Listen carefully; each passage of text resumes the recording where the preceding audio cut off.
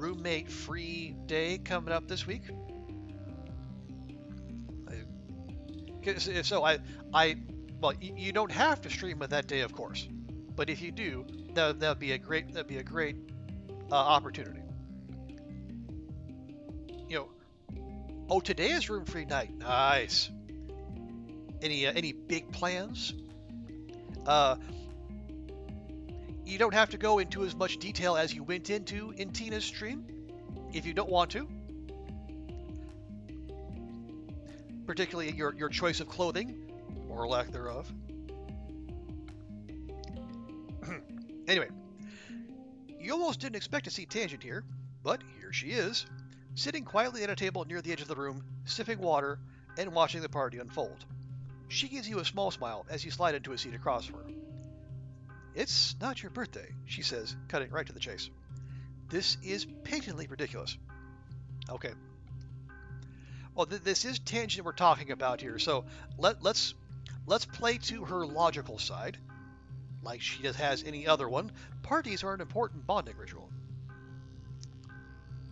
Tangent's icy smile warms a little. I'm glad at least you recognize that this is an exercise in cognitive dissonance, or I'd have to wonder who you are and what you did with Solty. The corner of her mouth twitches up, teasing. You will stream the tournament? Awesome. Okay, well, you don't, like me, you don't do cam streams, cats, so on that second point, we can only take your word for it. Okay, let's go talk to Mom and Dad. Why not? Your mom and dad are chatting by themselves, but when they see you approach, your dad cheers and scoops you up in a big hug. My little gooseberry. I know it's not really your birthday, but your mom and I think you're great every day, so why wait? Your dad puts his hands on your shoulders and gives you a serious look.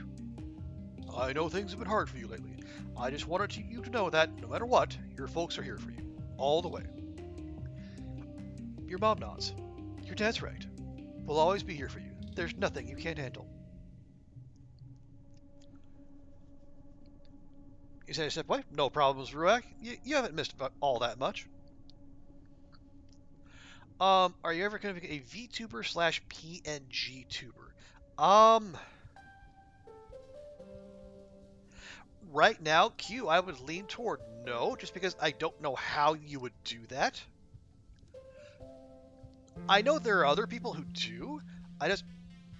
I'm not sure how that works.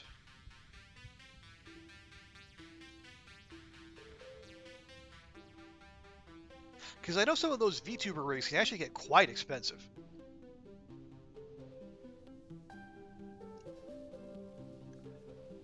Ruak, you see me more as a flesh tuber.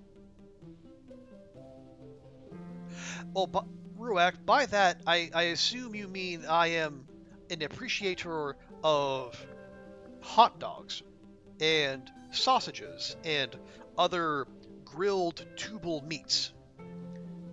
And if that is the case, Ruak, then I can only say you are correct.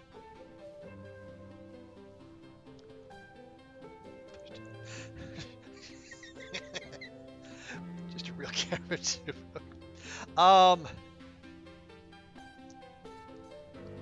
Just a picture that moves when you talk as a bare minimum for a PNG tuber. Maybe. I would say that's if I was to do one of those, that'd probably be the more likely one.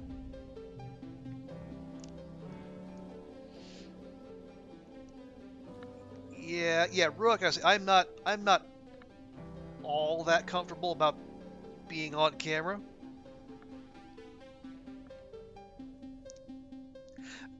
Maybe one day. Maybe if I get more comfortable with myself or if I get an employer who maybe takes less of a dim view of, work on the side that pays, then maybe that might happen.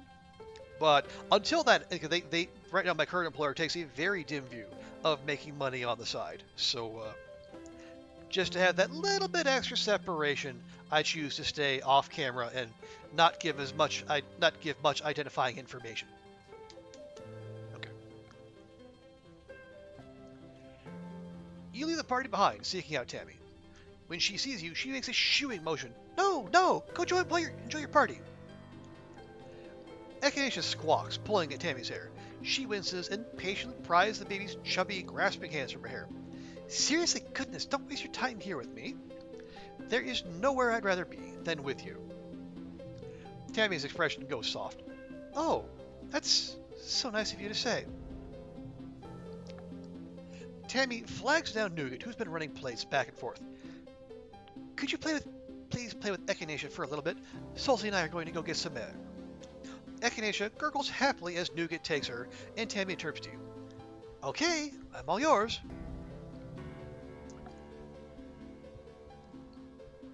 No pressure to be okay? Yeah, I get that, Ruak, but I appreciate that. Could be a good way to shut up people asking him for a webcam. Well, I mean, I don't get that a lot. To be fair,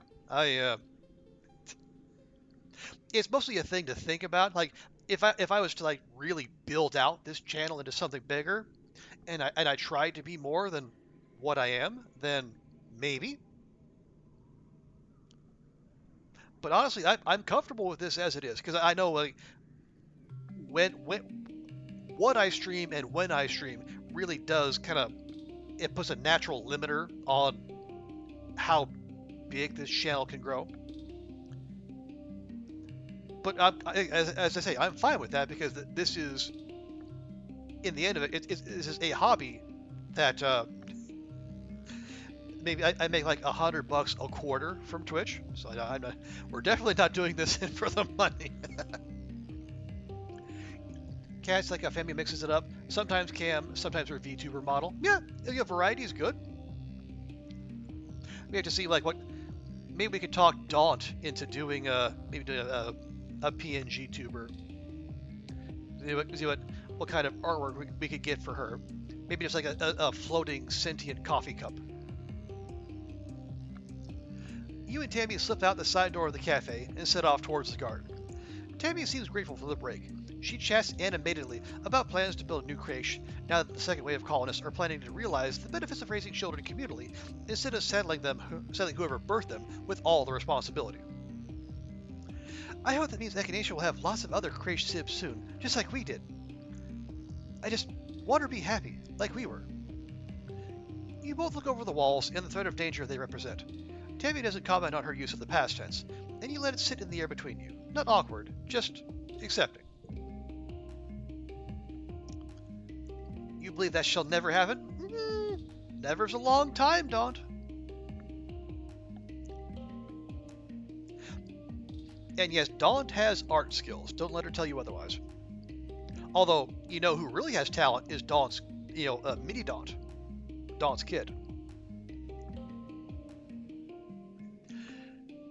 It's quiet in the garden this time of day. Everyone's either at the party or catching some rest while the sun's rather highest. A garden bot hops by on his spindly bird legs. You and Tammy are alone. Even in your silence, Tammy senses you might have something to say. What's on your mind, Solty? I'm so lucky to have you as a friend. Tammy's gentle laughter fills the air. She slips her arm in yours and rests her head against you. I'm the one who's lucky, Solty. I don't know why you chose to be my friend, but I'm so grateful. You and Tammy enjoy a few more minutes together in the garden, cloud watching and talking about whatever crosses your mind. Tammy's simple thankfulness is infectious, from her excitement over a new flower to her steadfast love for you shining through her every word. You can feel her heart unburden itself with each step, dropping your troubles like stones to mark where you've been. Ooh, wow. So we got Tammy's card upgraded and minus 100 stress. Nice. And we got an achievement, Tammy's care. Yep, so I think everyone we get to 100 friendship is going to be upgraded. Although we've got Rex and we got Tammy, but we got Vase to 100, but we still haven't got the Chivo. We're going to have to see about that. Tammy takes Echinacea back from Nougat, but before you can rejoin your party, Tammy stops you with a hand on your arm. Wait, I have a present for you too. You protest that Tammy's already done enough, but she's not hearing any of it, and she presses a book into your hands. The title reads, 100 Reasons Why I Love You. The book is filled cover to cover with memories, fond observations, and even little sketches, all in Tammy's loving hand. There's more than 100, she says shyly, tugging on her ear. I read the title first, but then I couldn't stop writing. You don't know what to say. Tammy's simply the best. The rest of the party goes off without a hitch. Even little Echinacea is well behaved now, letting Tammy light the cupcakes. As you blow out your candles and everyone cheers, your only wish is to be able to feel like this forever, surrounded by love and support. Well, that was a heck of an event.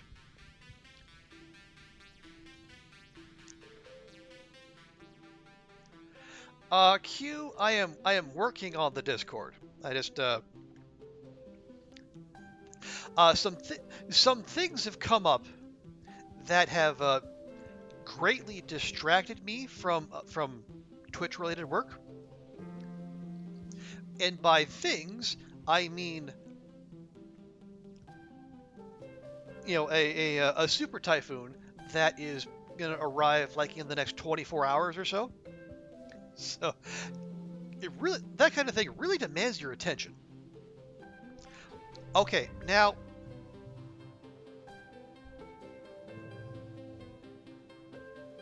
let's see if we can do something about.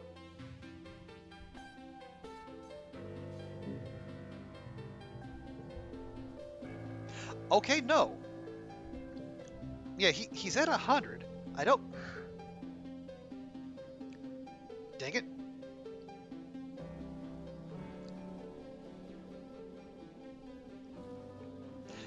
Okay, yeah, I think someone on the Steam forums was saying something about Vase's final event being bugged. Maybe that's it. I don't know. That's unfortunate. I want to get him, we want to get as many people onto that final screen as possible, but, it's... Oh, well. Okay, so it's... Let's see, they're all maxed. We can probably get Mars. Nomi's going to be an issue. Although, if we start, I think if we do the holophonor or we repair robots, maybe we can make that happen. But I also still want to. We still need to do the cafe because we still need to get Dees and Tangent to make up. Oh yeah. Oh wait, no. We couldn't do a thing with Dees because Sim is dead and he's going to be in mourning too. Well, bother. 2 streamers you now have been hit by 2 typhoons and hurricanes. Yeah, it might have been the same one. Yeah, like the one that's coming down on us. It kind of did a little loop-de-loop near Luzon before starting to drift west and target us. Oh, not the same. Okay. Oh, maybe they're in Florida.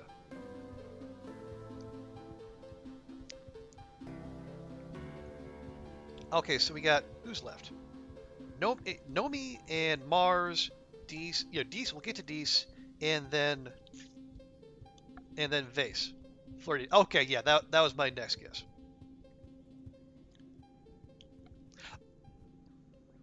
They stream through it as well. Well, we're gonna. The plan is to stream tomorrow and Saturday. Now, whether the power and the internet cooperates, well, we'll see. Okay, so we've given the gifts we need to give.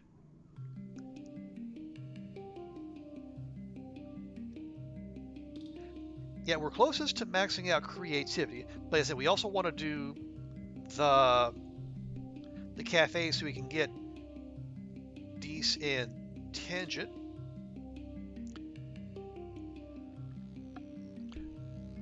I guess until let's keep on this until we get the right event. What happens if you fade into the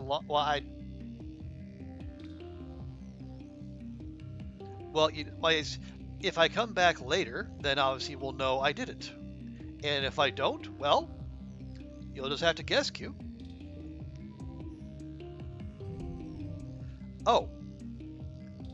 Not even an event. Alright, well, I guess we'll just work through it then.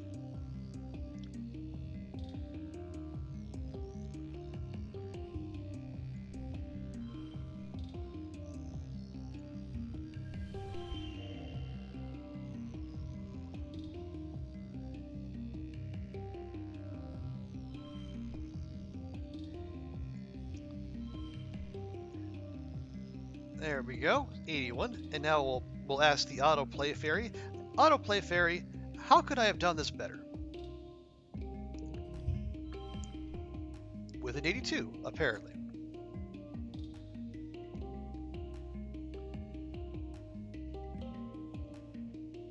Alright, fine. But still, we still somehow left 12 points on the board. 11 points, excuse me.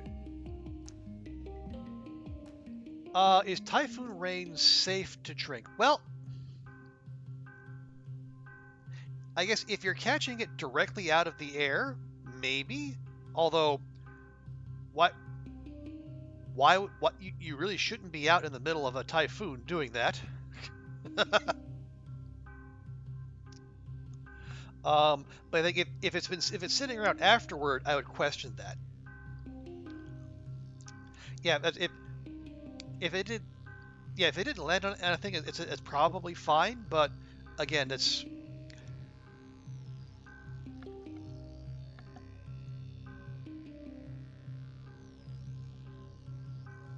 that strikes me as unlikely.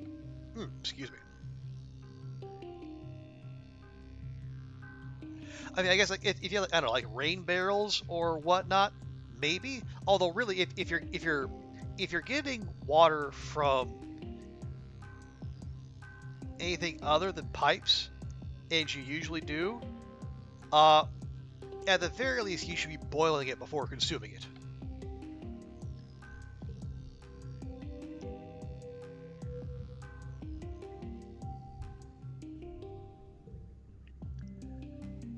You prefer to filter or clean the rainwater? Yeah, that's this.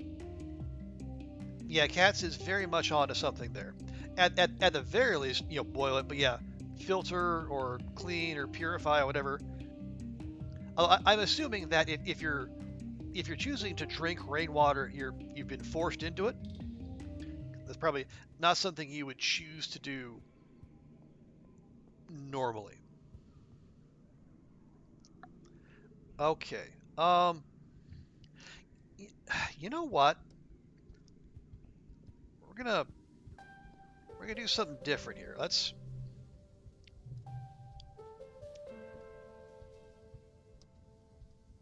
We're not gonna make any money doing this, but let's practice the photophonor. Okay, still no events. Weird.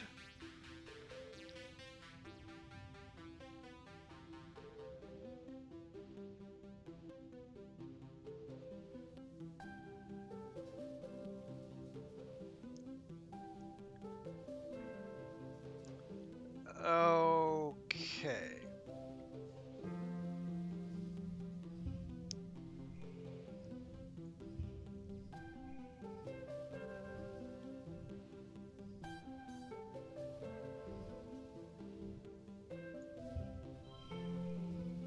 Oh no, we don't want to do that, right? Because we're getting the +3 from the sonic emitter.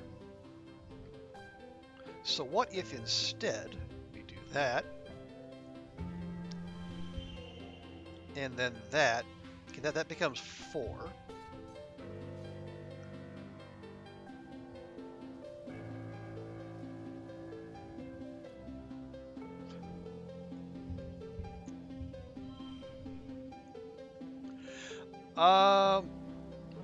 Tell you what, with chemicals you can make. Well, you can't necessarily you might be able to take existing water and make it less awful. But I don't know about making water out of not water. Does anyone grow any food? I don't, just because there's no room here. We got 70. Okay, that gives us 71. Although it's weird because we're not using.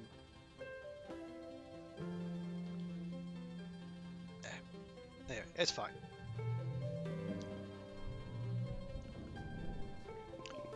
Okay, it gets us 6 creativity. Good. We are. Ooh, okay. One more month of that will max out creativity.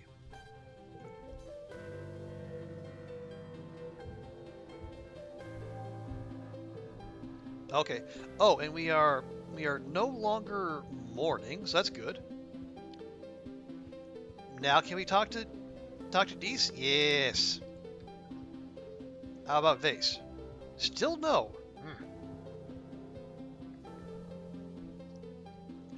Water's H2O, technically you could, if the reactions came... Maybe you could, Q? It's been at least a decade since my last chemistry class, but that also feels like a lot of work. Okay. You can't find Dees outside the walls, even though the duty roster has him working on the expedition vehicles today. After asking around, one of his crewmates points you to where she'd seen him disappear into the forest just 10 minutes ago. You thank her and set off into the wilderness. You've picked up a few things about tracking after hanging out with Dees for so long, so you follow his trail into the nearby mushwood forest until you hear him, speaking calm and slow. Shh, it's going to be okay. Just let me help you. You follow his voice to find him kneeling on the ground next to a wounded Hopeye. The scent of blood and animal fear colors the air. Dees' knife glints as he pulls it from his sheath. Don't worry, I've got you. It won't hurt anymore real soon. Ruak, you had a joke over here that scientists invented water in a powder. You just need to add water to make it. The old dehydrated water joke. I gotcha.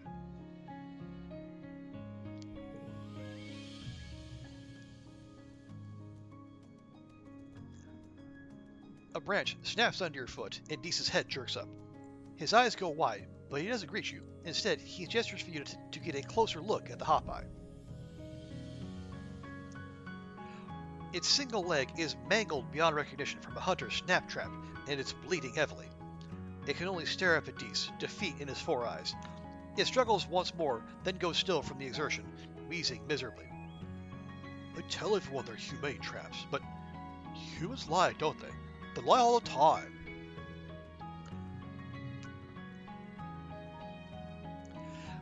The hunters won't be back to check the traps until tomorrow, Dees continues, looking down at the Hopeye with a grim expression. I have to put it out of its misery. You can say it's the kindest thing you could do. I'll do it, or you can't. I mean, I don't know why he can't. But I'll do it might sound a bit too eager. I don't know. It's the kindest thing you can do. Dees nods once and steels himself. With a clean cut, he slices through the neck of the Hopeye. It tenses, twitching in fear reflex, then goes limp in his arms. Dees is quiet at your side for a long time, breathing heavily in through his nose and out through his mouth, like he's meditating. It's better to die quickly than suffer in a trap, but there shouldn't have been a trap in the first place, he says eventually. He clicks his tongue against his teeth. That's pointless. It was going to die eventually, but not here. It's not natural.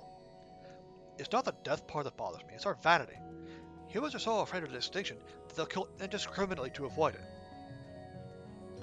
Dees takes out a cloth and wipes the Hopeye's blood off his blade, his moves slow and reverent.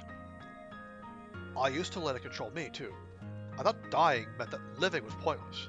But now I know the truth. Life is short and brutal and hard. Okay, Hobbs, just back it down. It's up to us to fill it with as many experiences as we can. Are we going to spend our lives cooped up in the colony, subjugating nature because it strikes fear into our animal brains? Or are we going to get out there and live the only life we've been given? He looks down at the corpse of the Hopeye and lays his hand gently against his head. We're all going to end up like this in the end. There's no use denying it and letting the fear of it control our actions.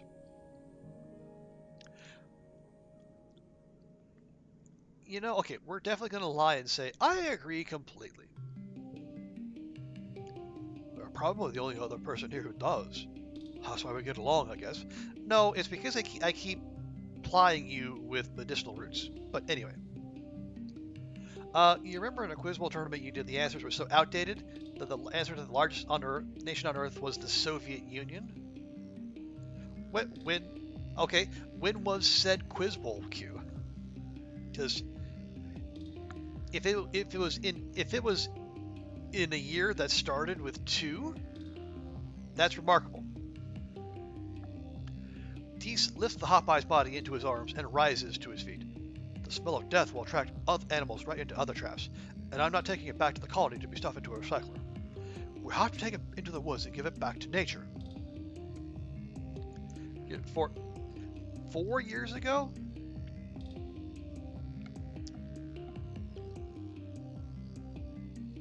Okay, does that... Okay, I'd want to know, like, was it, like, the largest nation ever? Or, like, the largest nation at the time of asking the question?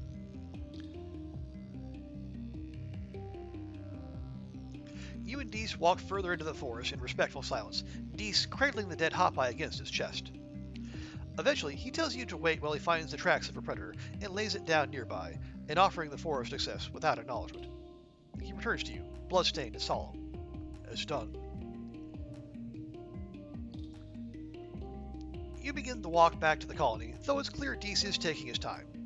After a few minutes of walking, he turns to you and grabs your arm, forcing you to stop and look at him. Solty, he says, his eyes burning, promise you won't let me end up like that Hopeye. At your questioning look, he squeezes your arm to the point it almost hurts. If I'm trapped here, just let me go, okay? Okay? Dees breathes a sigh of relief. Thank you. Just the largest nation, huh? Okay, well, it's... I don't know, who was hosting the quiz bowl? Was it Pravda? Or RT, maybe? Even the person reading the question was saying it was from outdated info. Well, then why did they... He stares at you for a few unnerving seconds, perfectly still, before jerking into motion and fishing a pendant necklace from his clothes. He unclasps it from his neck, and he holds it out to you. Here, you should have this. I want you to have it. There we go. So we have Dees' secret. You turn and let him put it around your neck. The pendant is large, but surprisingly light. You recognize it as a fragment of unisaur horn, its pearlescent color shimmering in the light. And now his card is up to level 3. It's a 5-drop, and then plus 5 in the first or last pane. It is beautiful. I didn't make it.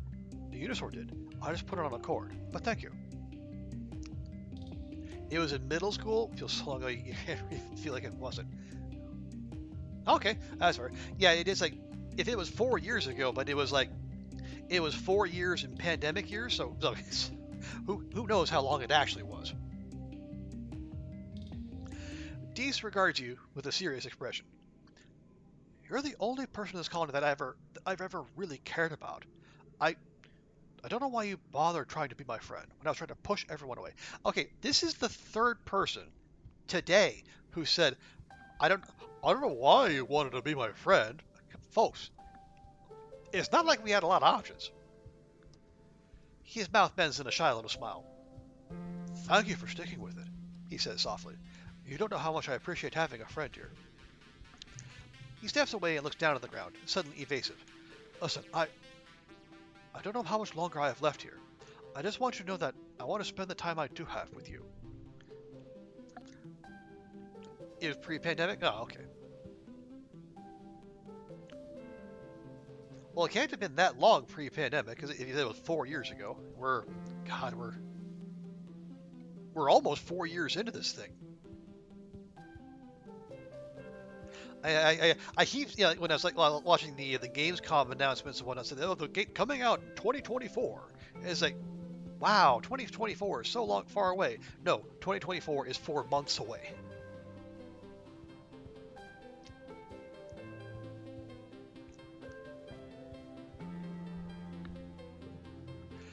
Okay. So that's pretty much everyone save Mars and Nomi. You were in person? Okay.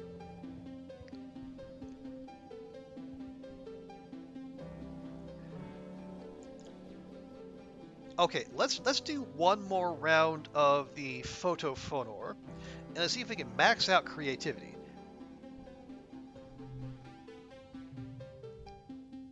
Because that'll get us a base of 3, and see if we can push that even higher. Okay, now it's giving us events when it didn't earlier. Weird. But anyway. The photophonor, or phonor, is part flute and part paintbrush. You point the end of the phonor in the direction you want to paint, blow into the other end, and it makes sound and draws holograms in midair. It comes with a funny earpiece that fits behind your ear and reads your thoughts. Well, not quite. More like it detects the electrical impulses in your head and draws those. You aren't really sure how to use it. Well, okay, these are very low skill checks. And we'll try, yeah, we'll follow the instructional vids. Great masters, or at least the people who are on these teaching vids, who you notice are just sitting in their bedrooms like you, can create a whole animated scene. A lake, trees, a boat, a person on the boat fishing. You watch as the holographic image reels in something big, then a gigantic fish jumps up and swallows the boat with dramatic music to match. You can do this, no problem. Honk!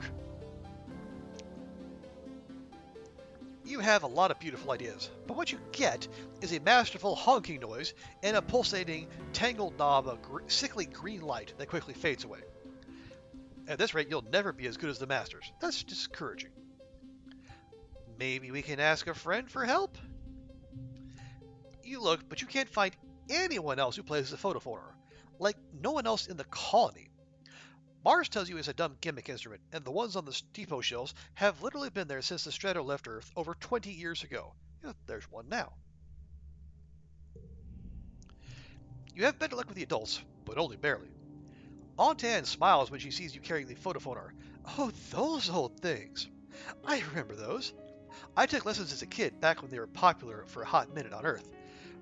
I could play do-re-mi on it, but that's it. Never got the picture part to work at all, honestly.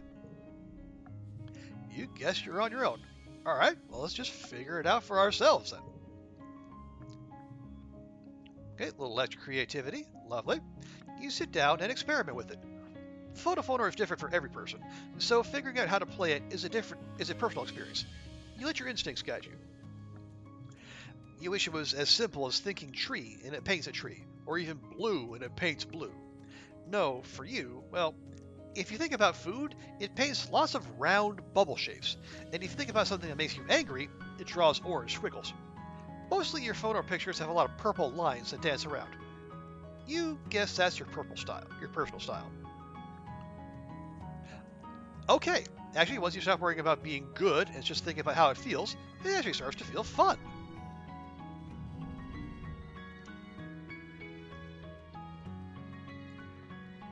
Okay, so we need 42. One round, and that slot is going to become yellow. Well, it seems like that one's going to be huge.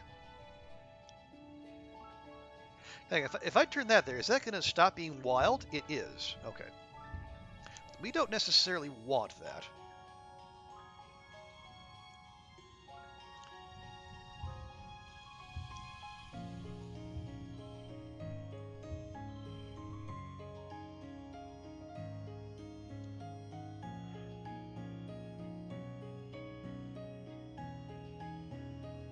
Oh yeah, yeah. If this turns yellow, it's going to lose the 3. But maybe that's not such a bad thing. Okay. Oh, and that's just over the super goal. Interesting. Okay. Oh right, Ruak, you asked earlier, what is the autoplay fairy? I think when you hit, when you hit Reasoning 66, you get the perk that creates the autoplay fairy. Okay. The tooltip says it sometimes plays the best hand for you. Not necessarily the case. Instead, what it does, so you can use it once per challenge, and it'll play. This is the accurate one. It'll play a slightly better hand.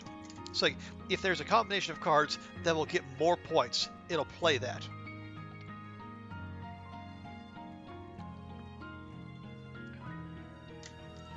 Yeah, the wording is strange, but this is the more accurate one. And now, it will sometimes actually play the correct hand, like a card that will get you maximum score. So if we do this, yeah, that milks out 1 extra point. Is that the best it could possibly be? I don't know. But given that we are only 3 points away from maxing it out, it's actually not that big a deal. Yeah, it got us most of the way there.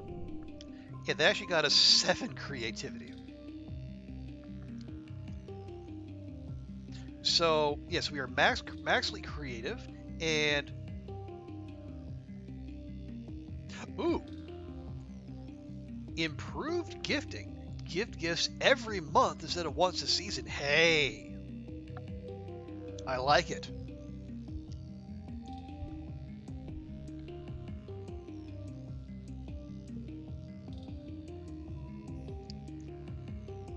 And confirmation on our creativity there.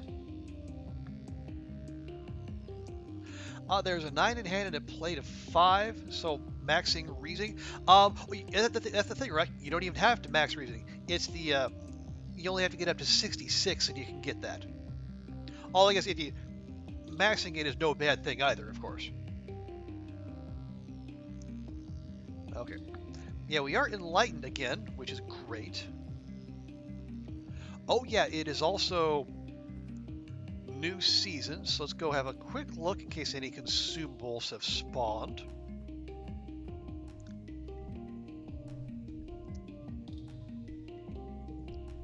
Yeah, it's...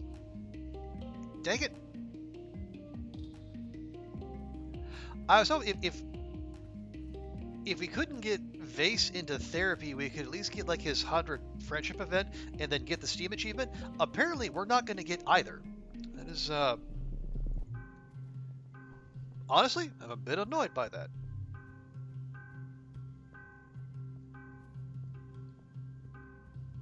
But, oh, right. This is also the month of Vertumnalia.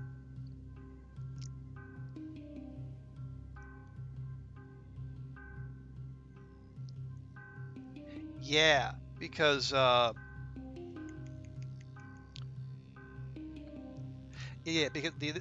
was by this point where we needed to have all of our votes lined up. Now we do, so we should be okay.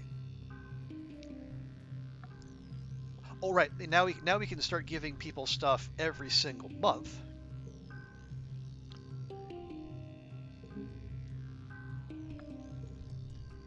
See if we can, goose our relationships with them just that little bit more.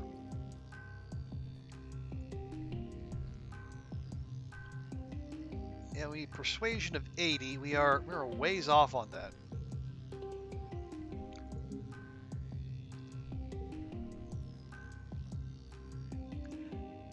You're gonna head out, Q? No worries. Have a good one.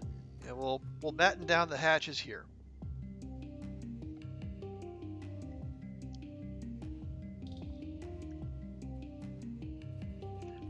Is that it? Have we?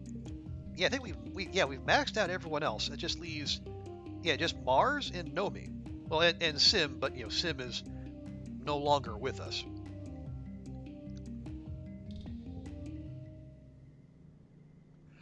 Okay.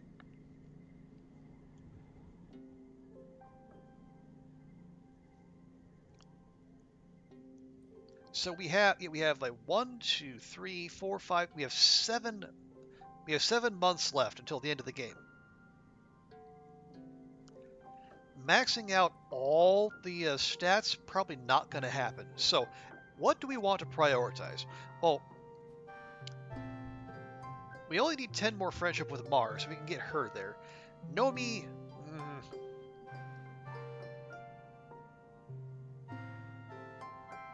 gonna be difficult.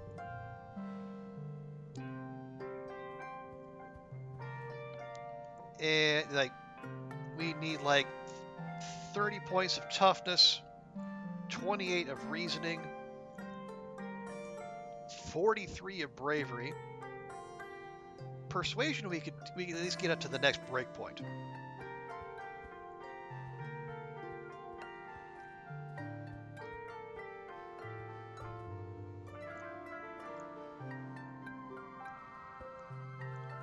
I'll tell you what we could also do here. Oh, right, let me check the notice board here real quick. Okay, our colony's security rating is still fantastic.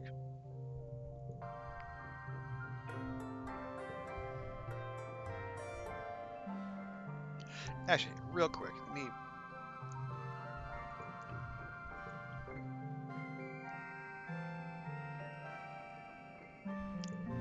There we go. Yeah, I think what we might do is, since we can give people stuff every month now, maybe we start investing in cakes. Because apparently everyone likes cake. Okay. You find Mars going through old holo photos from when you were all kids aboard the Stratospheric. She gives you a sad little smile and past the couch next to her. Come look at these photos with me. I forgot about some of these. Mars brings up a picture of Nem and Cal from when they were about 4 or 5 years old. They're both stripped down to just their pants and have painted monster faces on their chest, and are standing on top of the table of the creche, waving swords above their heads. You remember that table being a fort, a pirate ship, a haunted house, and a jungle cave, depending on the day. Look at them. They used to be best of friends, right? Whenever you saw one, the other was always tagging along behind them. She says, it's so weird that they never talk to each other anymore. I mean, I get it. Anemone got all weird about being a soldier after her brother died, and Cal really doubled down on the whole hippie aesthetic. Yeah, it's sad they grew apart. Mars hums non-committally and goes to the next image. Tammy's gentle face smiles back at you. She's in the ship's galley, learning how to make soy sweets for Monty antecedent. She's wearing an apron, but almost all of her is covered in different colored powders used for flavoring and coloring the sweets. Even the tips of her pointed ears are dusted with it. Oh, look at this one.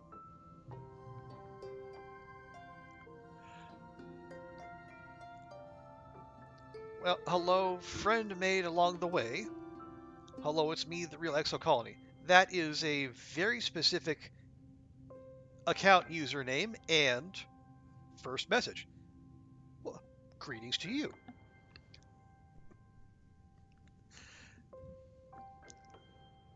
Well, whomever you are, whomst ever you might be.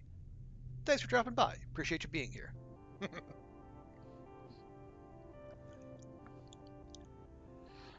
I can't believe Tommy has a baby of her own now. She'll always be the shy little girl to me, you know?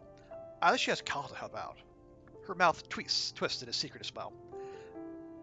Akane looks a lot like Cal did when he was a baby, don't you think? Kind of a pretty big coincidence, if you ask me. Yeah, I don't know what we'd do without her.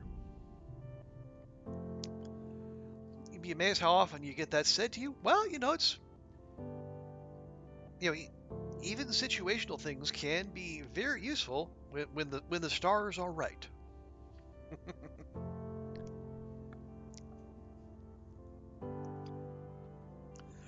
Mars taps through some more photos, pursing her lips.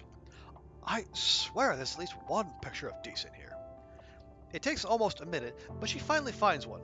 Tong and Deese's joint 5th birthday party, complete with matching soy cakes. Their mother, Besk, is just out of frame, a drink in her hands. Yeah, that sounds about right. Oh, this was before Deese got all weird about his birthday. I still have no idea what happened there. I mean, who doesn't like birthdays? Well, Deese, apparently. I guess if anyone in the colony wouldn't like cake, it would be him. It's weird to see them so happy together. Does that look happy? Does it? I mean, it is Deese, so being expressive isn't his thing, but still. Happy? No. I can't remember the last time I saw either of them really smile like that. And now Tong spends all her time cooped up in engineering, and Deese spends more time outside the colony than he spends in it. It's just so sad. Yeah, we're working on it, Mars.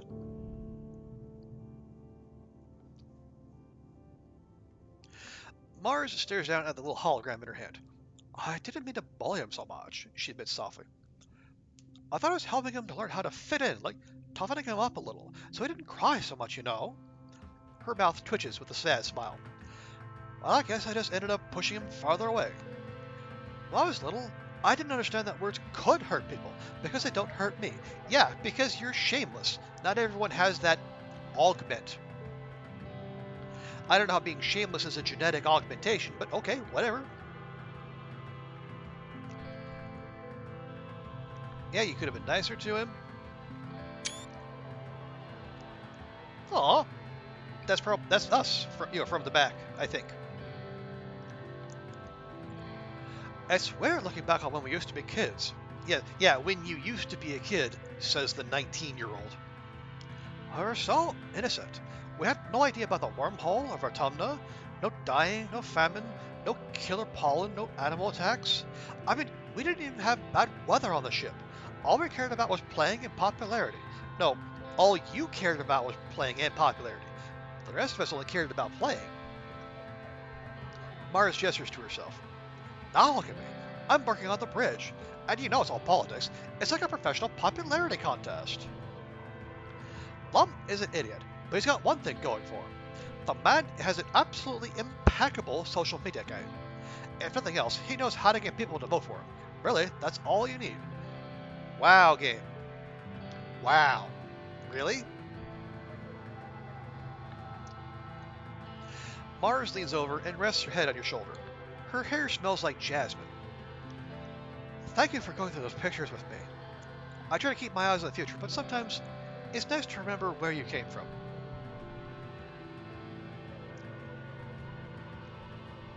I mean, she's not wrong. It is good to check in with your past self.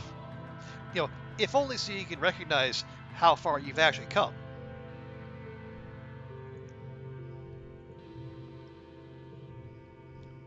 But yeah, I think we are going to invest. Well, yeah, we have. How much cake do we have on us now? We got 3. Okay. Yeah, we've already gifted Mars and Nomi this month, so we're fine there. Okay, what?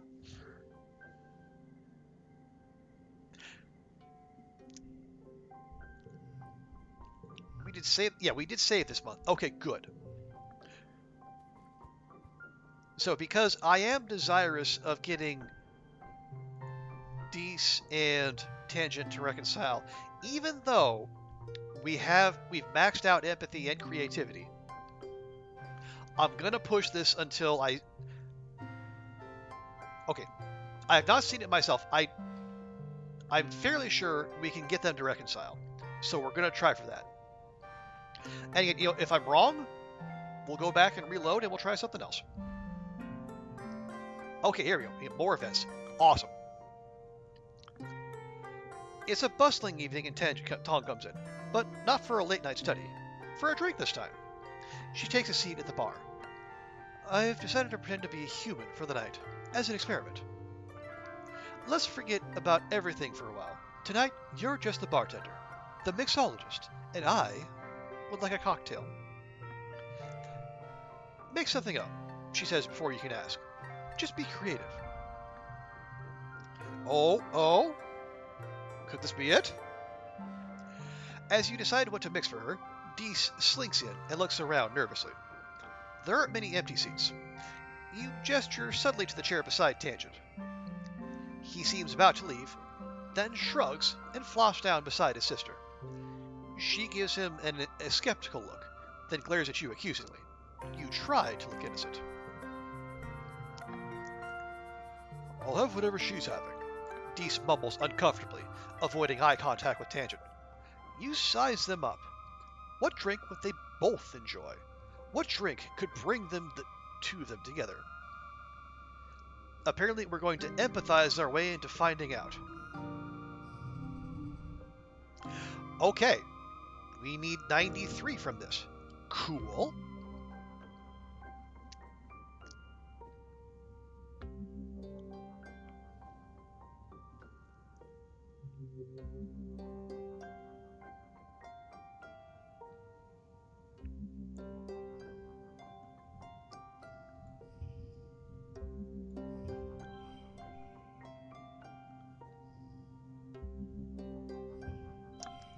Okay, that shouldn't be that much of a challenge, I don't think.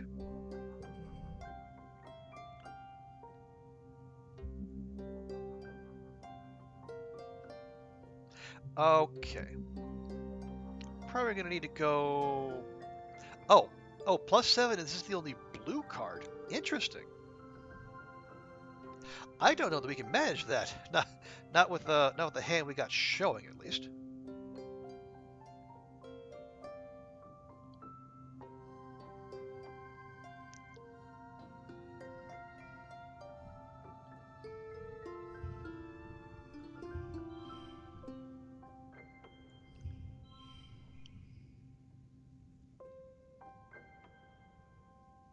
Well, but it doesn't matter though, does it? Because they're all blue, so they're going to count for but they're going to count for wild anyway.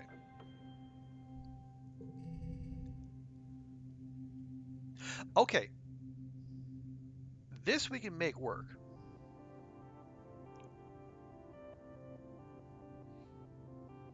Ooh, and that doubles the card to the right. So we could let me do that and that.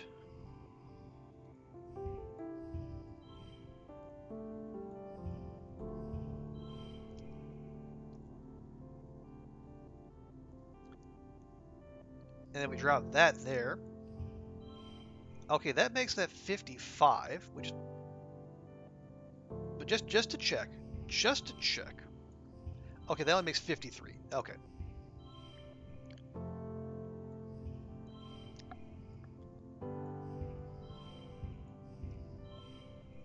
All right. I'm curious. Let's see. Okay, so autoplay fairy. How can we improve on this?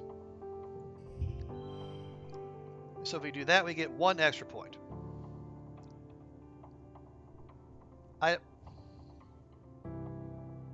Oh, because that's in the spot that gets +3. Okay, I see. Say, why not flip those? No, that's why. Okay, anyway. Yeah, we somehow left 20 points on the board. But we've already maxed empathy, so that's fine. You got this. You expertly measure the cocktail ingredients, shake it over ice with a tiny bit of flair, and strain it into 2 coupe glasses. The twins watch as you mix intently to avoid having to talk to each other. You garnish the drinks with a flourish. Perfect. And eagerly await their reviews. Deese spits his first sip halfway across the bar. What the hell? Is that hot sauce? Tog makes a face. And a raw egg? Are you trying to poison us? Then Deese starts laughing. And suddenly, they're both laughing. So, you like it then? We hate it, they say in unison, and break back into giggles. Excellent barista slash bartender slash therapist that you are, you don't take it personally. Okay, it's not that bad, Deese admits, taking another sip. I think the hot sauce is growing on me. It's quite polydisperse, Tong says, dipping a finger to taste it carefully, then translates. Foamy. This seems to have broken the ice between them, so you leave them alone for a while to chat while you serve other customers. Aww. When you check back 2 drinks later, they've brought out their mother's communicator crystal and are talking quietly, their heads close together. I miss her, you hear Tangent say. It's like a spicy Mexicano? Okay, I'll take your word for that, Ruek. I am not versed in such things. I miss you, Deese responds, staring down at the crystal. When I feel anything at all. You know, there are things that can help with that. Medical therapies. I'm trying this implant that senses when my serotonin is out of balance and stimulates my dopaminergic neurons. I don't want that, Deese says firmly, balling his fists on the bar and staring at them. No drugs, no sapping my brain or whatever. That stuff makes you complacent. That's your problem, Tom, he says bitterly. You're so perfectly balanced now. Where'd your fire go? Tong straightens up. Passion and emotion are what got us into this mess. We've been mad at each other for years over stuff we said when we were angry. And, she says slowly, I'm sorry, Dees. Usually had one that had foam from egg white and slices of dried chili. Okay. I mean, how was it? He holds her gaze for the first time of the night. Me too, Tong. I'm really sorry. Oh, did we do it? As you turn away and begin to wipe a rag over the bar, you feel you have truly earned the title of mixologist. Oh, there it is. You check the art there. Just get that. Yeah, we have the. you can see the raw egg in there. So, ooh, all cards to the right become yellow. Hey. And we have increased rewards for working in the cafe.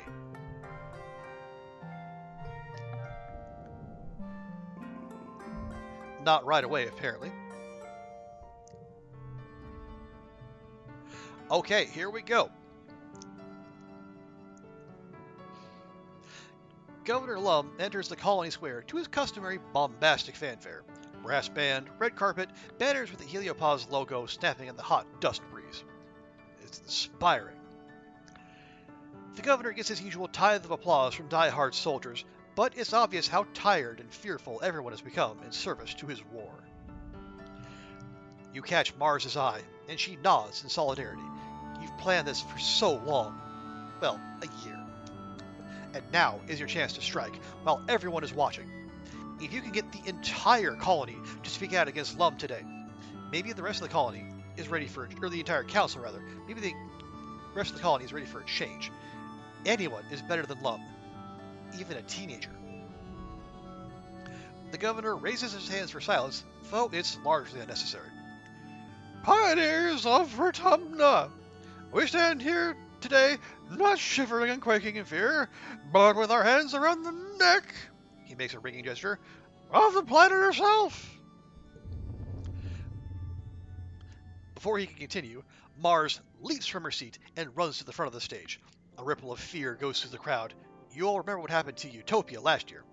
It doesn't have to be like this, she cries, speaking to the crowd. We don't have to listen to him. He's just a bully with a gun, like the ones we left behind on Earth. Yes, we must back Mars.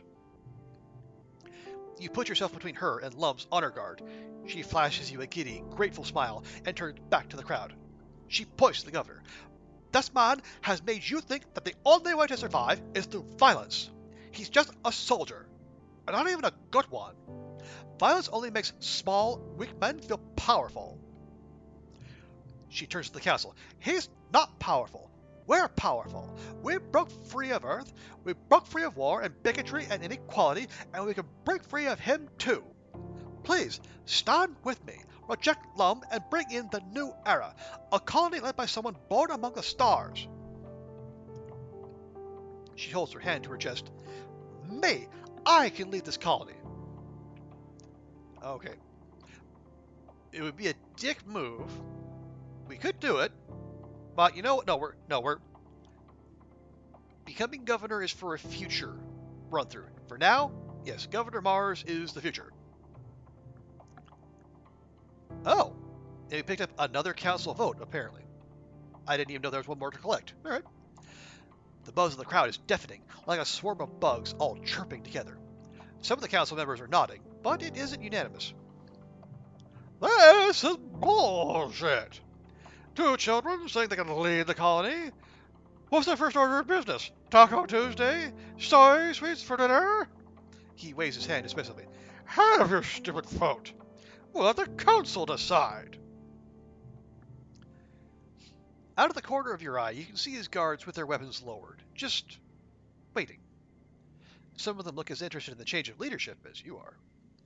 If you have the council behind you, even Lum's supporters in the military could fall in line. You just might win. Let the council vote then. The council stands to deliberate amongst themselves. And one other person too. Udicott. This is,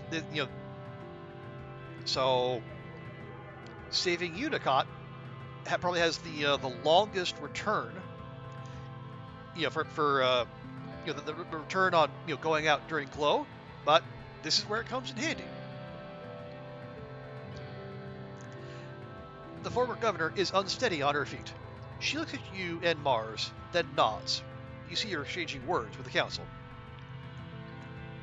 The council deliberates.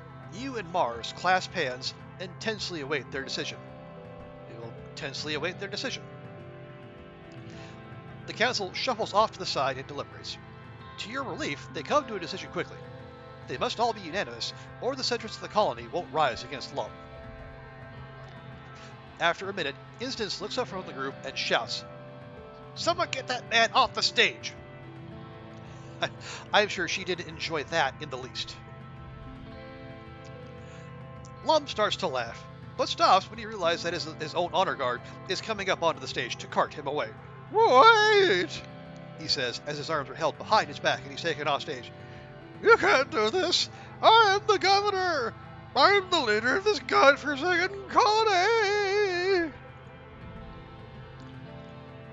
You search the crowd for any hint of dissent. The soldiers are uneasy, but everyone else just looks tired and relieved. You can't believe that all it took was a few kids to point out the obvious. The council returns to their positions, and Instance remains standing. "We've decided to reward these young patriots for their bravery by accepting their bid for leadership," she says to the crowd. "On a trial basis," she gives you a meaningful look, "we're pleased to recognize our new governor." Instance turns to Mars. "Marzipan!" Mars shrieks and jumps up and down, then gives you a big hug. "We did it! We really did it! Thank you, Solty!" Mars releases you and waves at the crowd as they cheer her name. She looks overwhelmed, but bursting with happiness. More friendship with Mars. Okay, we can definitely max out with her before end of the game. Seek shuffles forward and directs Mars to place her hand on her chest and repeat after them. Mars swears on her honor to act in the best interest of the colony and to uphold the tenets of the Vertumna Group: peace, understanding, and harmony with the planet and each other, not just for herself, but for generations to come after her. It's official now. Lum is old news. You won. Yeah, no, just 2 points for helping her become governor, giving her all the power and control she's desired for a decade, if not more. Yeah, same as 1 cake. Not even 1 cake if given on the birthday. The two factions of the colony regard each other carefully. On one side, there were those who went along with Lum out of fear, either of him or of Vertumna. They're cautious, unsure of what to do now that the leader's been deposed. On the other, the peaceful faction can't quite believe their nightmare is over. Mars sees this and directs Lum's military band to start playing something festive. "I know we've been through a lot, but we've been through worse. Tonight, let's just enjoy being together again. Let's eat and dance and celebrate." After the politicking is over, the crowd adjourns to the feast tables and, eventually, the dance floor. The sun's set on a long day, the heat breaks, and the party continues well into the night. After the festivities, Mars gives everyone 2 whole weeks off for a much-needed rest. Imagine 2 weeks off. I guess for you Europeans in chat, you don't have to imagine that hard, but for the Americans, just try to stretch your brains. She spends the time meeting with every colonist individually, and it does a lot to endear her to the people who are still hesitant about having a teenager as governor.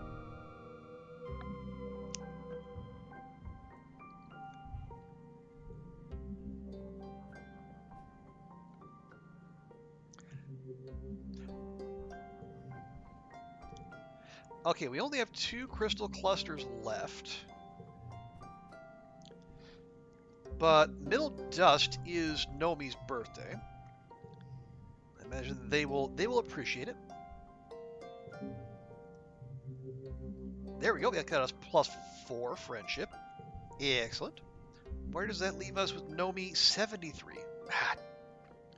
Okay, we might be able to get them to 80. It's getting them to 100. I don't know. And Mars is at 92. Oh, right, we can give Mars something too. Because it is...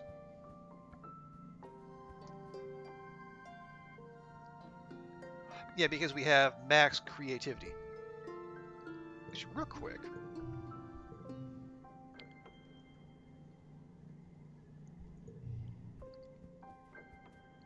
We're almost out of crystal clusters. I think, does she like...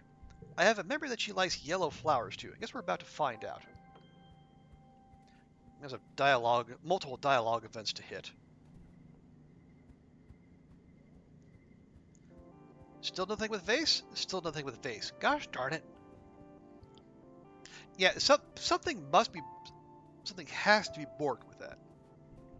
Okay. What's up, Nomi?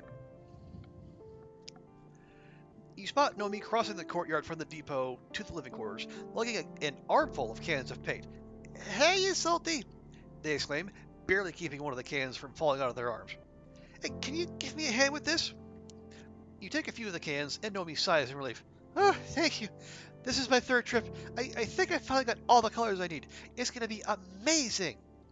At your questioning look, Nomi giggles and starts skiff-walking towards the living quarters. Come on, I'll show you.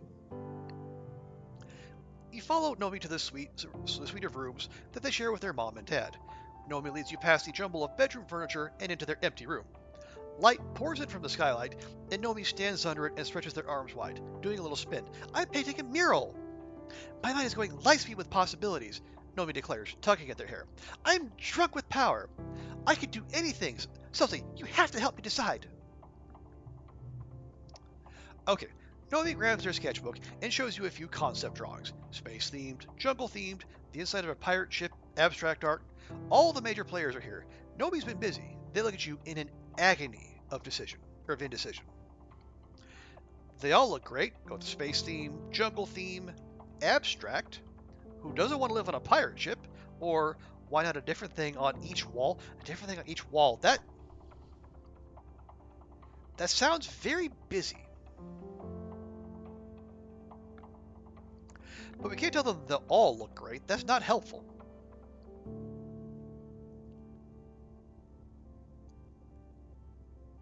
You know what? When in doubt, go with pirates. Okay. I know! It'd be like living in a holo game, like a role-playing thing. They prop their foot up on a can and strike a dashing pose. Nomination! Rule of the high seas! Scourge of the seven winds! Plunder of booty!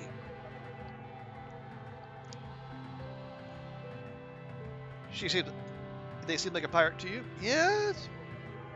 Yeah, I mean, it's if you're going to offer pirates, you have to go with pirates, right? Maybe strike that last part. Okay, wait, was that not it? Apparently that wasn't it. Space theme? That's what I thought too, but then I thought, what if it's a little too on the nose? You know, growing up in space and all, it feels a little basic. Jungle theme? Yeah, I think so too, but is it a little weird to have like a green tropical jungle here at Vertumna? I mean, I've never even seen a green tree. So should I make it a Vertumna jungle instead? Oh, I don't know. Now I just added another choice. Abstract? It's so clean and modern, right? Nomi replies, holding a sketchbook one way, then the other. It's like a holovid about what the future was supposed to look like.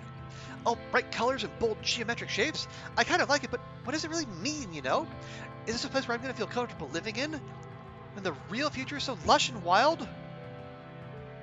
Oh my god. Alright. How about a different thing on each wall? Of course. Oh, stars, Solty, that's perfect! Why didn't I think of that? They start ripping pages out of their sketchbook and laying them against the walls. This one here, no here. The colors will play off each other. And oh no, this wall gets more light for most of the year, so... After a few minutes of frenzied planning, Nomi grabs you by the shoulders. This is going to be amazing, they exclaim. Thank you, you're a genius. They regard their walls with barely restrained excitement. What do you say, Solty? Do you want to help make this vision become reality? And because we are Oh wow, that's not even a high creativity check. Absolutely, I know exactly what to do. Nice. Extra friendship. You're something of an artist yourself, after all. Yeah. Insert meme here. You and Nomi get started transferring their sketches to the wall. After a few minutes of supervising you, Nomi steps back and lets you use your imagination to figure out the rest. You're really good at this, they declare. Have you considered being an artist too? For most of the day, the room is total chaos. Nomi assures you repeatedly that this is part of the experience. As the second sun is beginning to set, you step back and take a look at what you've accomplished. It's really nice. Only you and Nomi could have made such a discordant composition come into harmony. And the result is a bedroom that's not only unique and inspiring, but bursting with love that you and Nomi share for each other and your art. Nomi starts hammering the lids back on the paint cans while you collect the brushes for washing. Thank you for your help. I definitely couldn't finish this without you. Nomi's stomach rumbles and their eyes go wide. I'm starving! Did we work through dinner? You don't need to check the time on your holopalm to know that Nomi is right. Your stomach grumbles in solidarity, and Nomi laughs. Okay, let's go grab some grub, chum.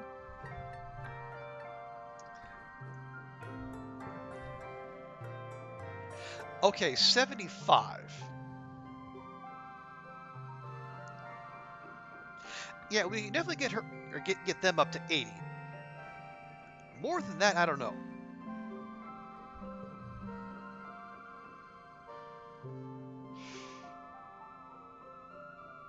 Oh right, well, I mean there's really no one else left to gift.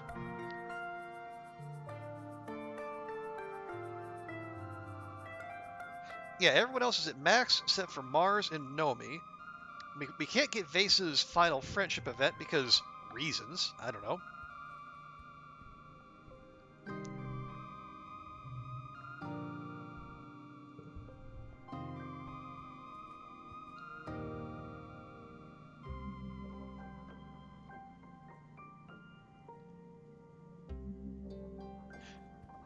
Okay, so, yeah, we are still enlightened, although it's, I don't know.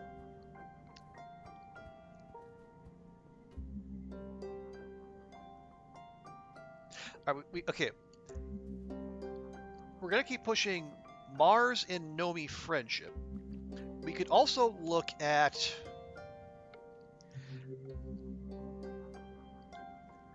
Well, we can also do, we can work on persuasion, and I think, yeah,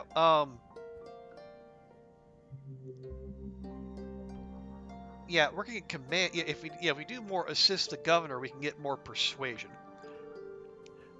But tell what I'm gonna do real quick. I just want to check. So it's what would it be? All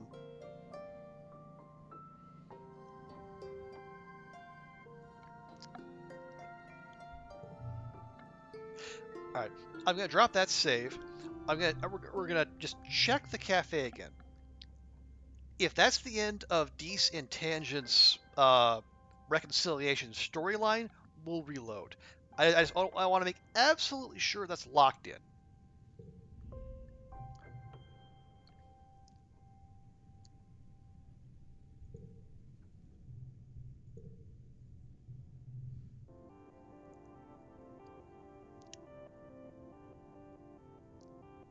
Oh, okay. Well, I can't tell. Okay, hang on. So Dr. Instant comes in most days to grab a blep tea to go. She has a lot of responsibility and different jobs to do, and, unlike Aunt Anne, she doesn't make it look gracefully effortless. Most days she cuts the line and snaps at you to make her order right away, because she doesn't have time to waste. You wonder if maybe the doctor needs to slow down. So we take a long time to make her drink. She huffs impatiently as you take your time foaming the float cow milk and steeping her a fresh cup of tea, not pouring from the teapot. You insist it will taste better this way. I am not interested in the taste. As you dawdle, you overhear Instance recording a message for Tangent with instructions about today's sample analysis. You understand about every fifth word. After she ends the message, she sits down at the bar and drums her fingers on the table. The girl's a genius, you know. Oh, to be that age and brilliant. She clucks her tongue. It's a shame about her family. She doesn't have anyone but me now. Well, what about her brother? He's too much like her mother, that one. He can't understand her any more than Bess could. She was the ship's counselor, you know.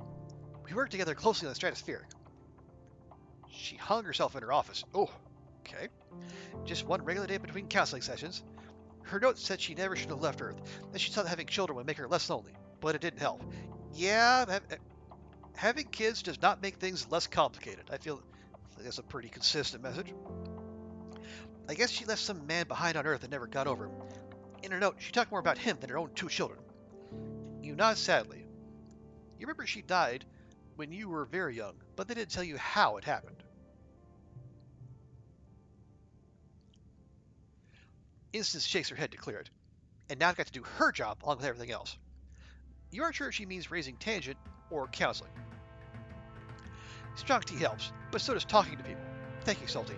Now, are you ever going to finish brewing that blat for me? Okay.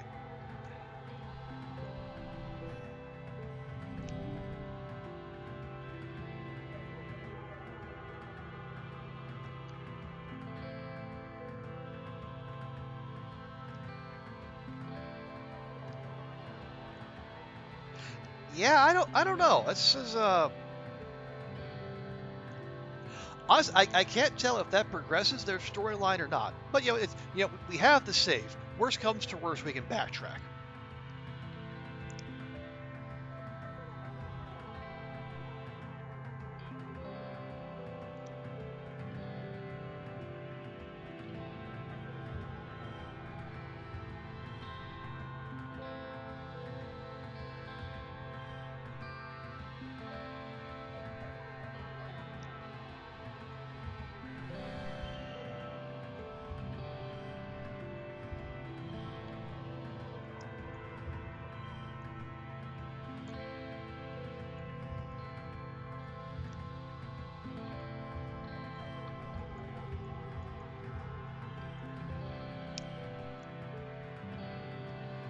Okay.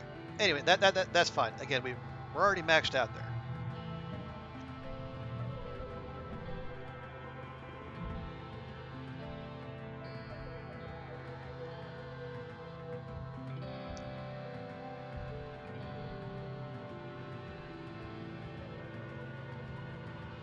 Okay. Oh, right, yeah. More. Hang on. Let's see. What does Nomi think of cake? Okay, not her favorite, but it does level up the friendship.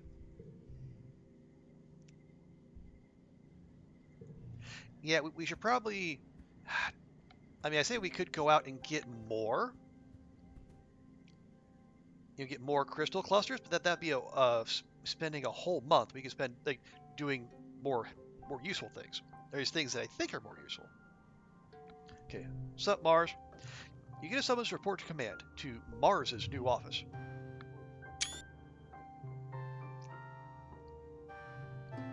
You find her reclining in the captain's seat, formerly Governor Lum's chair, idly flipping through notes on her holopalm. Mars waves away the hall screen and leans back to consider you. Solty, just the trouble I wanted to say.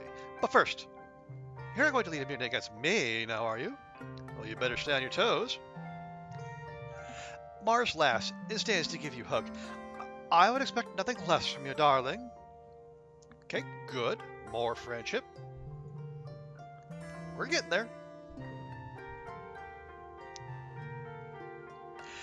She turns and looks out the windows overlooking the colony. Actually, I called her here because I haven't had a moment to myself since Fartamalia. We knew Lum was a real piece of work, but every day I seem to uncover yet another problem he was just letting fester.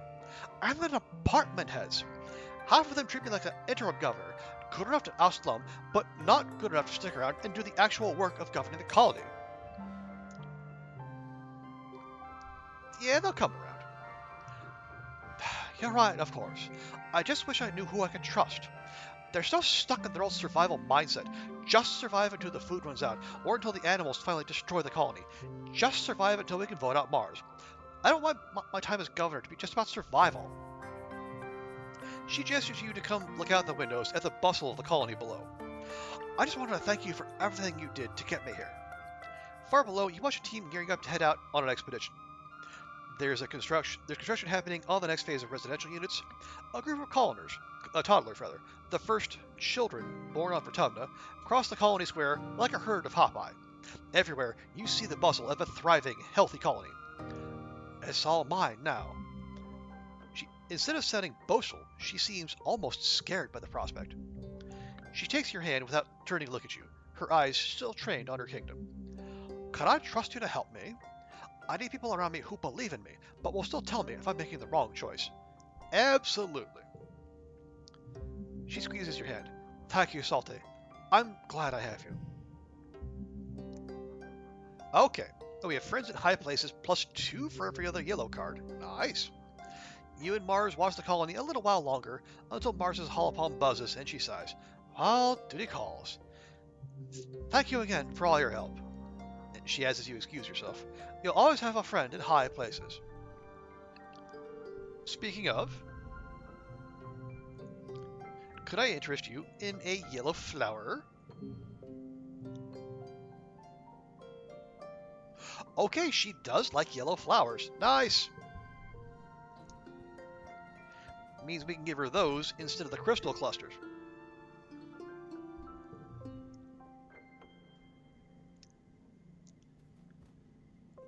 Yeah, absolutely, Ruek. It freezes up, and we'll give we'll have one more crystal cluster to give Nomi, and try to get her friendship. I think the next breakpoint is 80. I'm not 100% sure. Okay, but gosh, okay. Yeah, we are getting rather scummy here, but you know what? This isn't our first playthrough, so it's fine. You know, we've been through the whole cycle. We've seen what we want to see.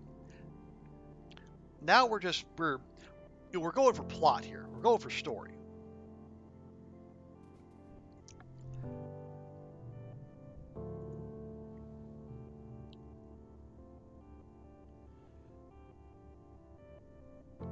Okay, well that's... Okay, that has nothing to do with anything.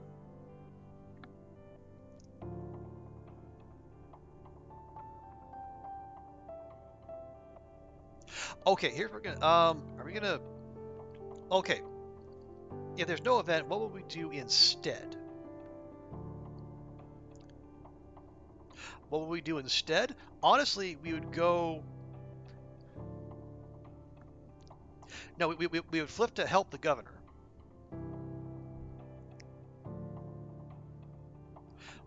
Okay, here's what we're going to do. We'll do this, and then when we get to next month, we'll just go straight back to the cafe. If we don't get more Dees Mars events, that'll probably tell us we're done. So we'll double back, and then we'll do whatevsies.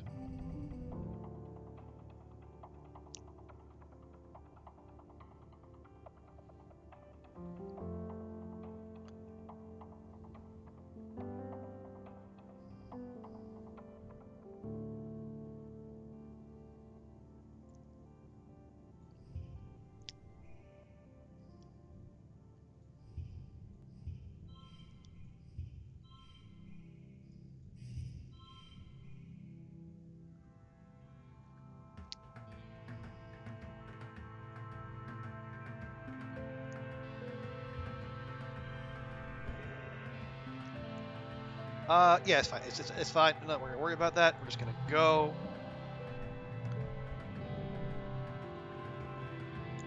Oh. Well. You wake up to a message from Vase on your holopalm. You blink yourself awake and squint into the bracing light of the hollow. Solty, I just wanted to say thanks for confronting me about my shit a few weeks ago. I bet that wasn't easy. You're lucky I didn't take a swing at you. You were right. I need to work on my anger. and I'm going to start that today. I'll let you know how it goes. Face. We got him into therapy! We did it, folks! Wasn't that something? Losing more stress we didn't have to lose. Nice! Now, wait. Now can we do his event? Friends, I think we can. Oh, maybe that was locked behind, was his 100 friendship event locked behind him getting therapy? Maybe. If so, that's weird, but okay. Well, let's find out.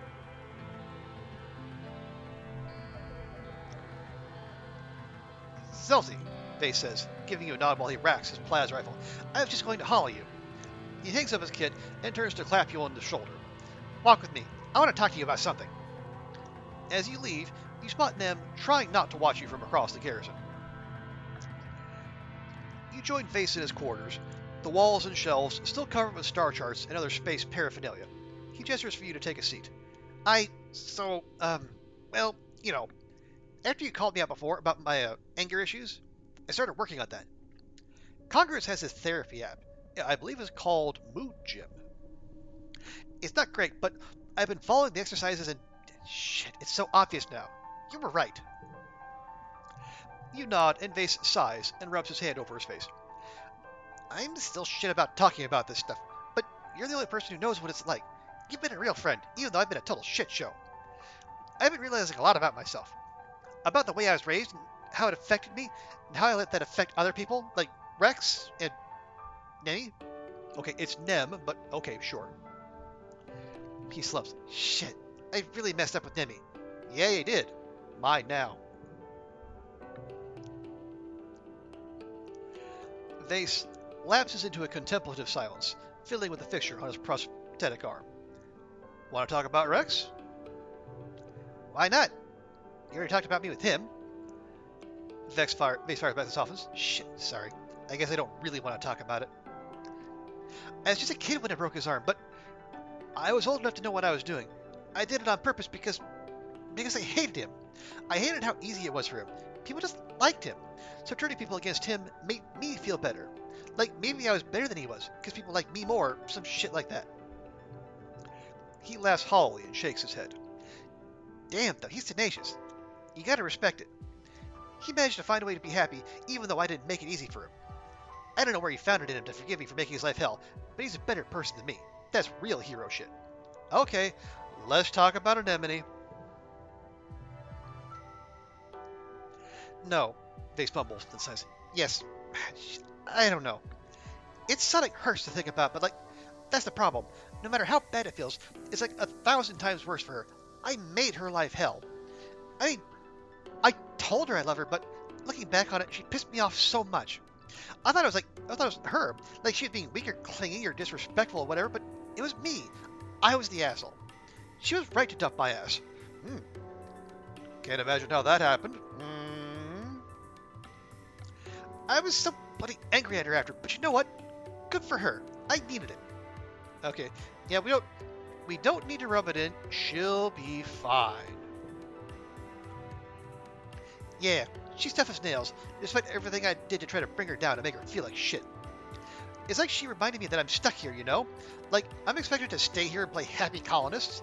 I took it out of her, but it wasn't her fault. Well, why do you think you did that? Wow, we really are leaning into the whole therapy thing, aren't we? Vase groans. Matt, that's what the stupid ad keeps asking. See? See? Why do I think I did this? Why do I think I did that? He goes silent again and spreads his hand over his bedsheet. I thought maybe I did it because of my dad. Classic, right? Kid bullies other kids because his daddy beat the piss out of him. But it's not that simple. Face continues, not meeting your eye. I wasn't born in some utopian space commune like you. I was born because they knew they'd need the next generation of soldiers to fight whatever we'd find on the other side of the wormhole. It's messed up, you know? Raise a whole generation of kids and tell them they're going to be soldiers, make it seem like the coolest sounding thing. What was I going to do? Leave the ship? And go where? Jupiter? I mean, I was already an asshole, don't get me wrong. They needed some alpha kid to keep the others in line, teach them how to follow orders. But when we landed, that didn't work on you colony kids. You were raised free. His hands formed fists. I felt angry. Bloody furious that you colonials didn't step in line. You had to be wrong, because I didn't want to think I was raised wrong. Okay, we're gonna be nice, supportive. Vase is still finding his feet as a non-asshole, but I believe in you. Vase nods and gives you a small smile. Thanks, Solty. You really kicked my ass about it, you bloody drill sergeant. I'm a soldier, he adds proudly. They train me to be good at one thing, destroying my enemies. But if I've got to be stuck here my whole life, I got to figure out how to make friends too. Hey, there we go. Vase's confidence, and the fact that the little pop-up is shining tells me less than 10% of players have done that. Can't imagine why. You talk for a little longer. Amid all these schematics and model spaceships decorating his tiny quarters. So, still think you and me should get off this rock one day? Stars know I keep stringing things up down here. Maybe there's a second chance out there. Or a third, or a fourth? Okay. So we have Vase's confidence. It's an 18, although -2 to other cards. Okay, well, I'll tell you what. My hope is this doesn't lock us in to an ending, but if it does, we have the saves ready. Okay, we go back to space again. I know it'll never really happen, but thanks for humoring me. I guess you never know. Maybe someday. Okay. Awesome. So that is Nem, Cal, Tangent, Dees, Tammy, Rex, and Vase all on the main menu. Just got to get Mars and Nomi. We can probably get at least one. I don't know about two.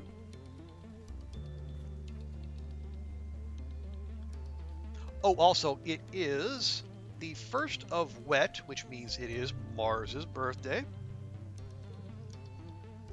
How would Mars like some cake?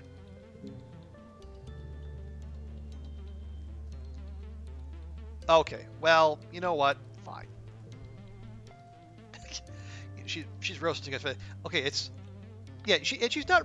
she's roasting us, but if you think about it, she's really roasting Tammy because we got that birthday cake from Tammy. Right? But yeah, that's Mars at 100%. So this should wrap this up. Here we go. You're surprised by Mars's soft hands covering your eyes. Solty, come with me. I have a surprise for you. Giggling, Mars leads you to your bedroom and removes her hands from your eyes. Still giggling, she gestures to a canvas-covered easel in the middle of your bedroom. Ta-da! A present for me? Mars grabs the canvas and pulls it away from the easel with a dramatic flourish. In the painting, Mars is standing atop a mountain, raising her fist to the sky as lightning crashes around her. In her other hand, she is grasping a flag, emblazoned with the image of the stratosphere. You're there as well, standing just below her, entering something into a holopalm, something which has never looked heroic in the history of entering things into holopalms, but somehow the artist has pulled it off. Mars runs her finger down the painting's elegant frame. It looks like real wood, not netherprint. I commissioned this from Nome, like a genuine patron of the arts. It might be the first piece of fine art ever created on this boring rock. What do you think? Okay, we're not going to dunk on Nomi's work. It's beautiful. Mara smiles. Of course, darling. Only the best for you. Mars folds the canvas and sets it aside, then sits down on your bed. She bids you to come sit next to her and takes your hand in hers. I just wanted to do something for you. Thank you for everything you've done for me. You were instrumental in the fight to remove that idiot from power. I couldn't have done it without you. I'll never forget the debt I have to you for helping me realize my dreams for the colony. Okay, but we know the answer she wants from this. I promise I will always keep you on your toes. I expect nothing less, Mars replies. She seems genuinely sincere. The problem with people in power is that no one has the guts to stand up to them and tell them when they're wrong. That's why we picked the other option. You talk for hours about your lives and plans for the future, Then, as the yellow afternoon sun sets, the two of you step out to the balcony to watch the colony grounds. Mars pulls a glass bottle from where she's hidden it under your bed. It's no 1945 Chateau Mouton Rothschild, she says, uncapping the nano-printed bottle with a satisfying thump. But it'll do. There we go. Mars's ambition. You pour what's left in your canteen into the nearby potted plant, and Mars fills it with fermented mushroom wine. Cheers to us, she says, clinking your bottle with the canteen. Together, there's nothing we can't do. Mars, and hey! Finally, when we play Mars's card, instead of losing kudos, we actually gain them. Woohoo!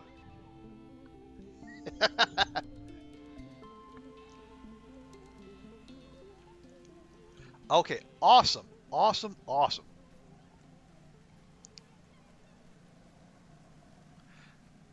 Oh yeah, what? Wait. Oh wait, Nomi's probably out front. So looking for them there in their usual place, but no.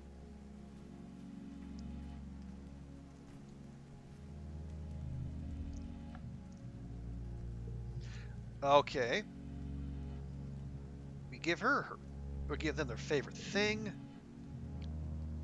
Lovely. And Nomi is at 78. Okay, so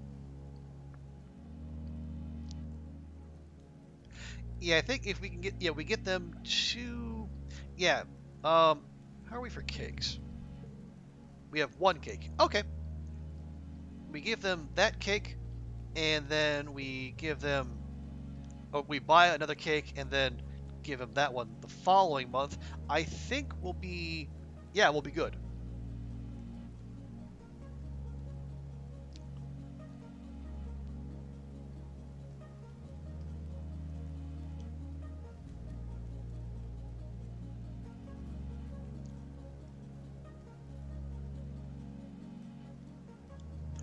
Okay. And we'll go ahead. So this is wet 119. Yeah, I did say I want to keep pushing the cafe. Let's just check. Lounge is okay. Okay. I'm gonna go out on a limb and say we're done there.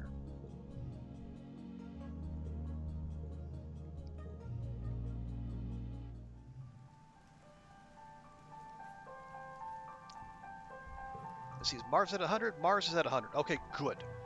Okay, so if we're going to put a pause on that, you know what we should do? Well, hang on. Okay, I see a couple things we could do. We can go do assist the governor, and we can push persuasion up, and at least get that to the next breakpoint. Or we can go do repair robots, and then, because I think that also gets friendship with Nomi. Let me check.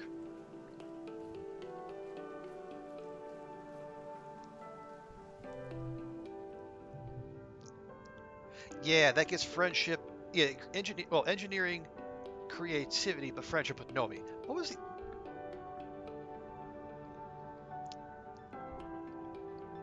Oh, okay. Tutoring is the one that gets reasoning, and then friendship with Nomi. Okay.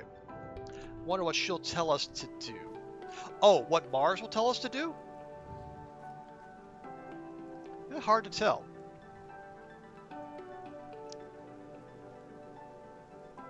Okay, here's what we're gonna do. See, Nomi's at 78. Okay. Let's assist the governor this month. Next month we'll gift Nomi again. We'll give him cake. And then then we'll tutor. That's 1 point. 2 points. And that should get them up to 80.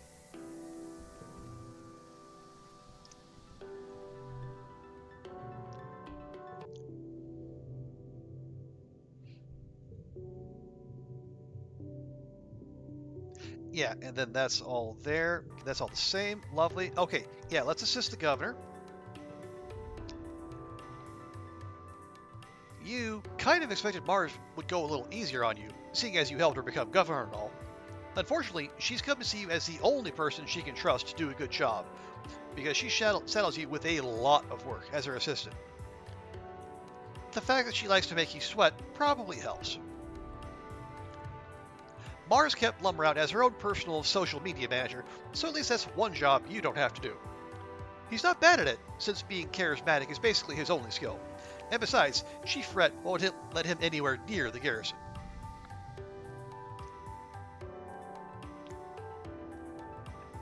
Your job mostly consists of managing Mars's packed schedule. She became governor by essentially promising everyone on the council that she'd listen to their concerns, and her promises are coming home to roost. Oh, it sucks to be popular, Mars sighs, scrolling through her calendar. My schedule overfloweth. You dealeth with it.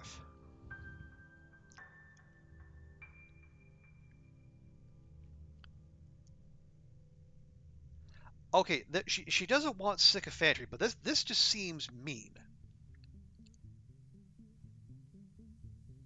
I guess we'll try it. Oh, okay. So that actually worked out. They're only meeting with her because they have to. Most of these meetings could be hollow messages, honestly.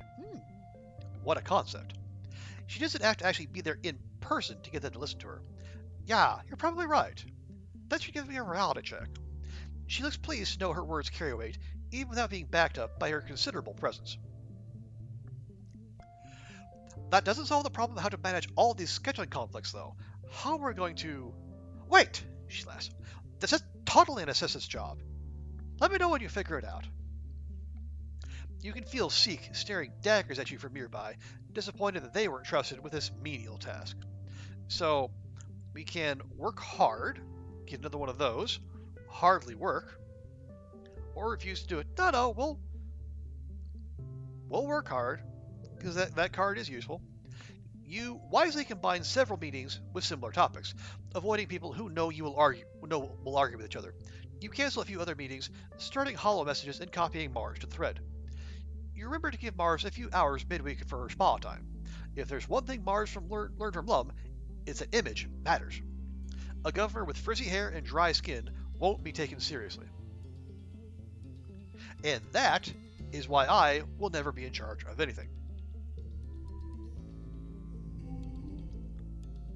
Okay, oh, cards with gems are wild. Well, this will be easy.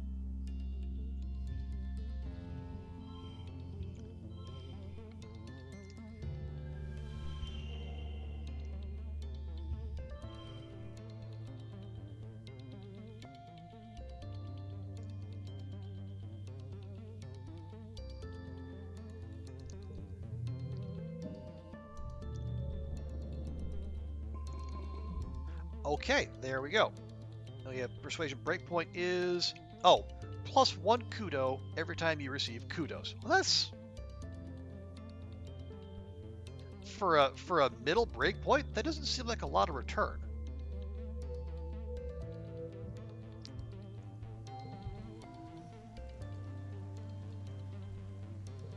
Okay, thank you for the confirmation there, game. Right. So. Nomi is out front again.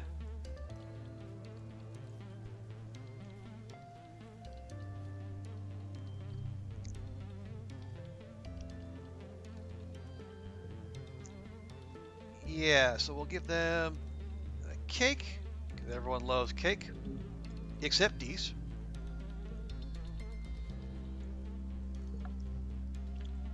And then that puts them at 79. Yeah, and then we'll go tutor children. We'll get a little bit more reasoning, but we'll get that last point in friendship. Okay. Today, you're tutoring Nougat and a couple of younger kids in ancient Earth geography. They're learning the names of the countries by pointing them to the maps and saying a few facts about them. It seems kind of pointless to memorize facts about these places these kids will never see. But it's not like you can teach them much about Vertumban geography. You're still discovering it. Billions of people? Nougat says, skeptically squinting at a hollow projection of Earth. How do they fit everybody into one little planet? What with all the trees and animals and stuff? Was it like one big colony? So we can tell her the sad truth, lie and make it sound idyllic, or dodge the question. No. It must be the sad truth. You give Nougat the little kid version of the truth that you learned as a kid. You tell her that life on Earth was brutal and hard. Humanity destroyed the environment and fought over what was left. There were no trees or animals left. Not as many as there should have been, anyway. Most people were poor, hungry, and sick, and the ones who weren't kept all the nice things for themselves. Very subtle message the game is going on here. At least your parents were lucky to escape on the stratosphere, and you were lucky to be born on it. You're all lucky to be here now. No matter what, at least for Tumna, is it Earth. Nougat looks bewildered. Oh. Never noticed Nougat has a tail. She doesn't really watch holovids, only the cheerful ones for kids that don't address Earth's decline. So she had no idea. But they still had really, really tall buildings, right? To fit all the people? You sigh and tell her they did, and she nods in satisfaction and goes back to her schoolwork.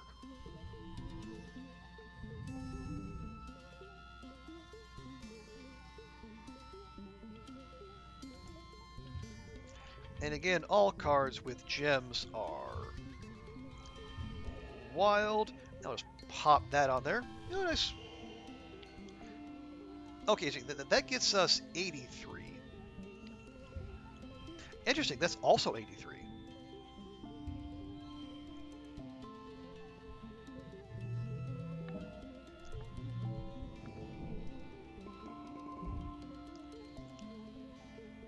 Okay, up to 78 reasoning.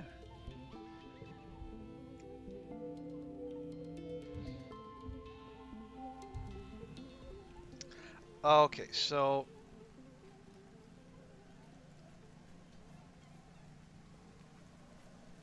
does Nomi have a little dialogue bubble? They do. Okay. Let's see what Nomi has to say.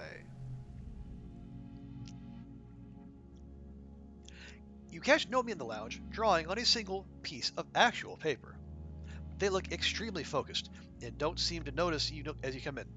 As you get closer, you can tell this piece is one they're putting a lot of work into.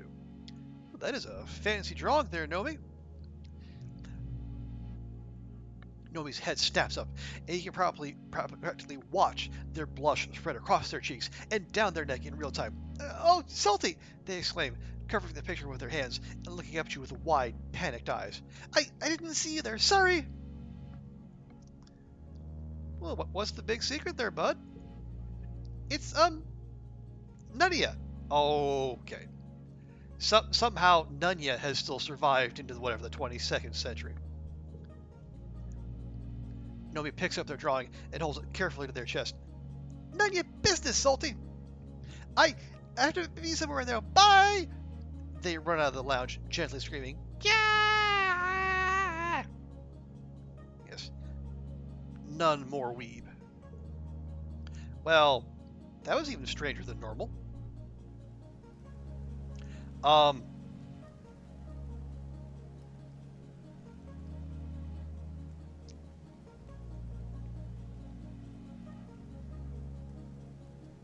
Should we try that again? I feel like we should try that again.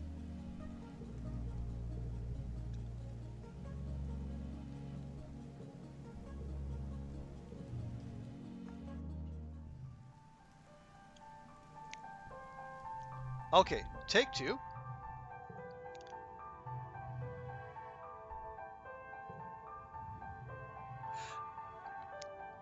Okay, there we go. I love your art. Let me see it. Nomi's shoulders come down from around their ears. What? Really? Really? You do? They look down at their drawing, then go tense again and snap it up, holding it carefully to their chest. Wait, no! You can't see it until it's done!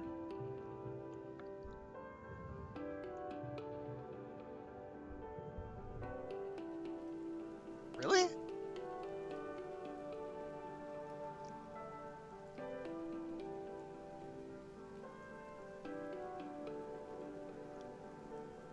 That's odd.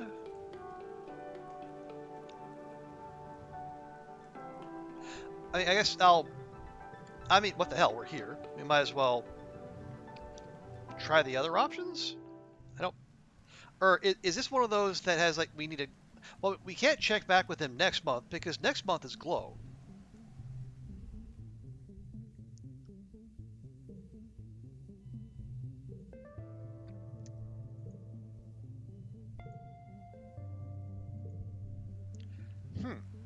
Okay.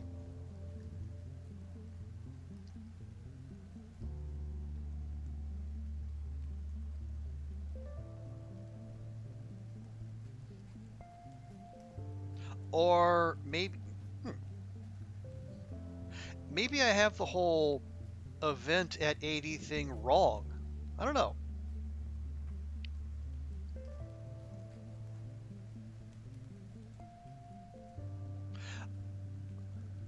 Okay, well, tell you what. Let's.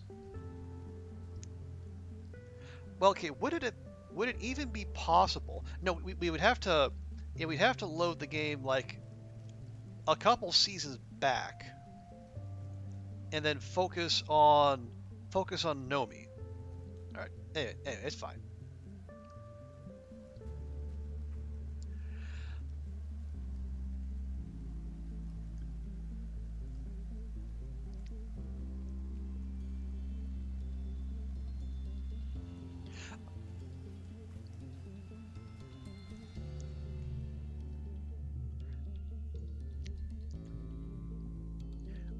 Do you unlock them even if you load the previous? Unlock what? I think like we would give up the stat increases. But then like in terms of like the achievements, I think I think the achievements stay regardless. Anyway, the 100 friendship. Oh yeah, I think once the friendship is there, that's done for good. As far as I know. Okay, Nomi needs help studying for their physics class. They have this idea they want to be an engineer because they like robots and holograms, but they're having trouble learning any engineering. Nomi pulls up a practice test on their holopalm. The Earth textbooks are full of this kind of dull rote learning, useful only for finding gaps in your knowledge. For Nomi, though, that gap seems to be everything. I'm so hopeless at this, they claim, tugging the ends of their asymmetrical haircut. There's just so many numbers and formulas. I knew there was going to be so much math in engineering. I have to figure out what I'm going to do for my project. I want to go to chatbot Solty next week. How do I get here? How do I get here from there? Well, let's take a look at this test. Only 20% correct. Oh no. Some of their answers are embarrassingly super wrong too. And the project is due next week, and you have to crunch a whole course load of info into their head and leave them enough time to write their bot. Can we do it? Hell yeah, we can. Okay. Nobody doesn't have a head for numbers, but they can't take anything and turn it into a story. So you just have to apply that to the study of engineering. You encourage them to think of it in a different way. Yes, there's a lot of rote memorization at first, but once you understand the basics, engineering is all about creative thinking. You teach Nomi how these practice tests are built like a story. There are clues in the questions that can help you solve them. Reading ahead can give you hints to the answers to earlier questions. With that and a few mnemonics, Nomi starts getting better results on their practice tests. Okay, but Nomi, probably not going to be an engineer.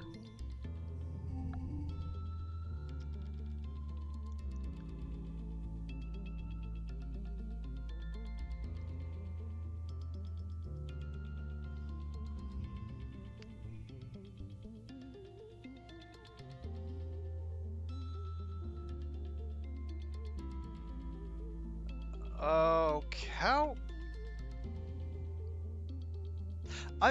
Does it matter though? Honestly, no, it doesn't. Oh, here's what we can do.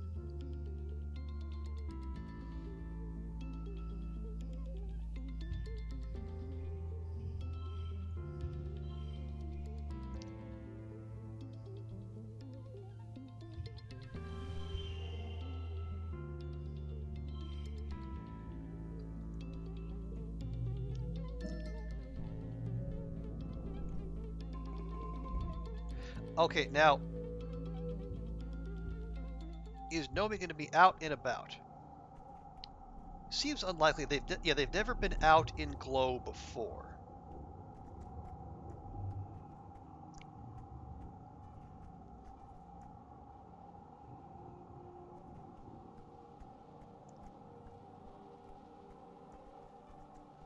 And yeah, they are not. Okay, so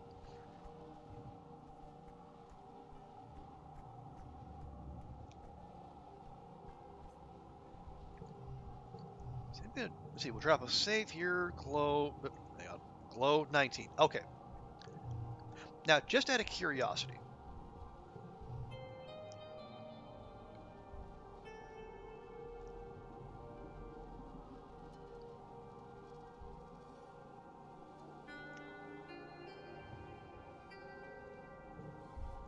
if you're to go back to Dust 3,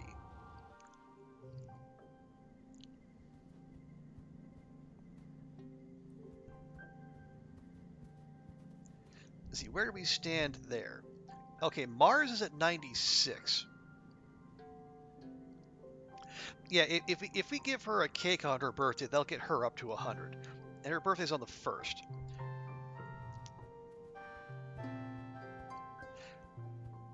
Okay, have we gifted Nomi here? We have. Okay, so I'm just gonna test. Where's Nomi? Nomi's at 76. Okay.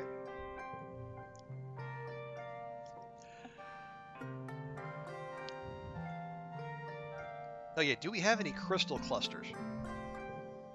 We have one. Okay, we're gonna save that. Rather than do the assistant governor, we're gonna focus on the tutoring here, and we're gonna see if we can get Nomi up to 80 before Wet 3.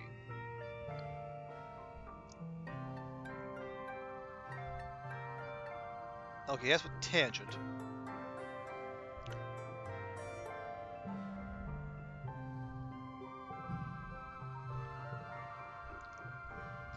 And yeah, that's all the same.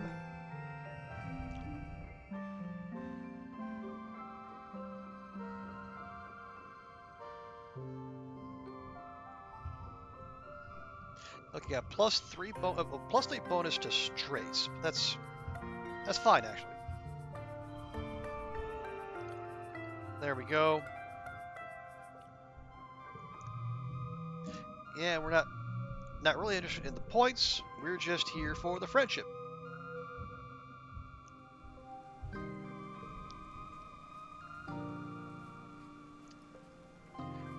Although we will make sure to give Mars some cake.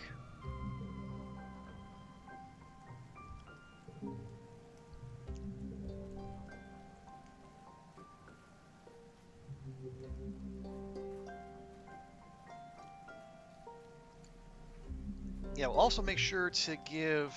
Yeah, that we have. We'll give Nomi our last crystal cluster. Yeah, and it's going from the dialogue from the last time. It doesn't seem like whatever dialogue choice we make with them changes the outcome. So there's probably a delayed reaction. So we'll give them that. Okay, they're at 79.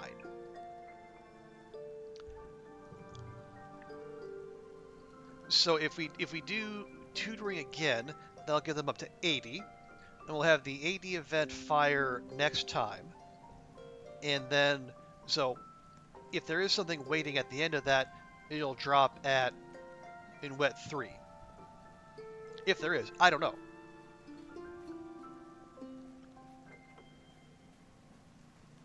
I know. We didn't get Nomi's friendship up anywhere near this high in the previous playthrough.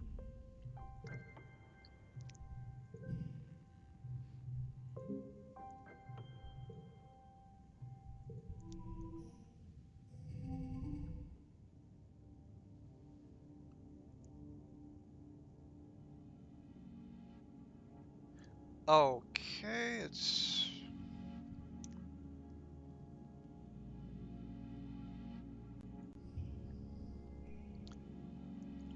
And so we got some gem synergy here.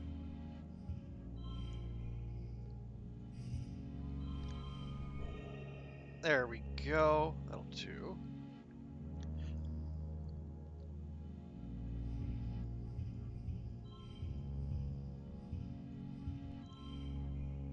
Oh. Yeah, that's fine.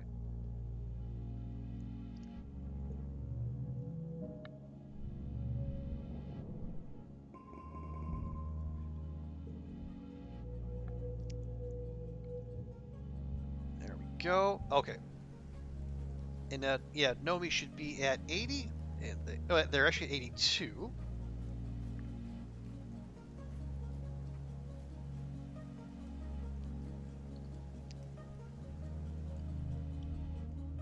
I say that's fancy drawing. I love your art. Let me see it. No, you can't see it until it's done. Yeah.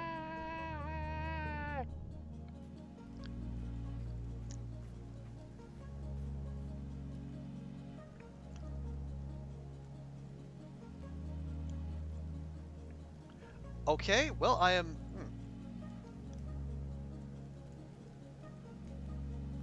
I don't know. What else? Honestly, you know what we might do?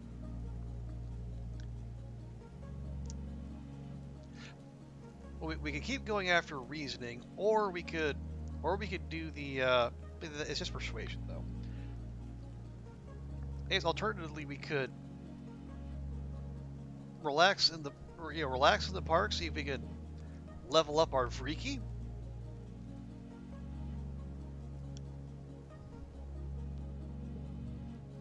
Nah, sorry. But yeah, we'll just keep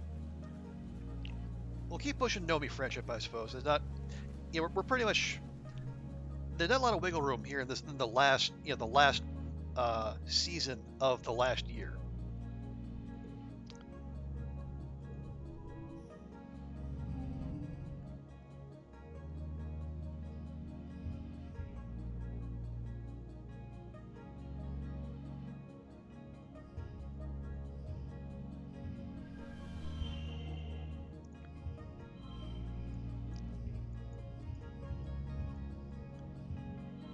There we go.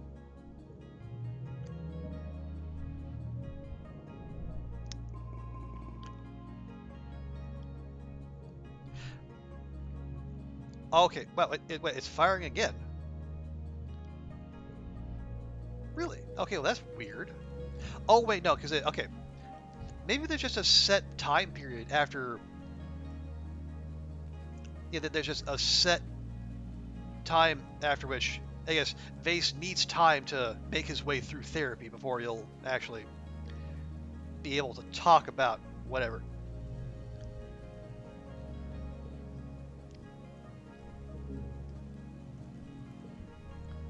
Okay, no Nomi event. Alright, well, never mind. I clearly don't know anything about this game. Okay, well, alright.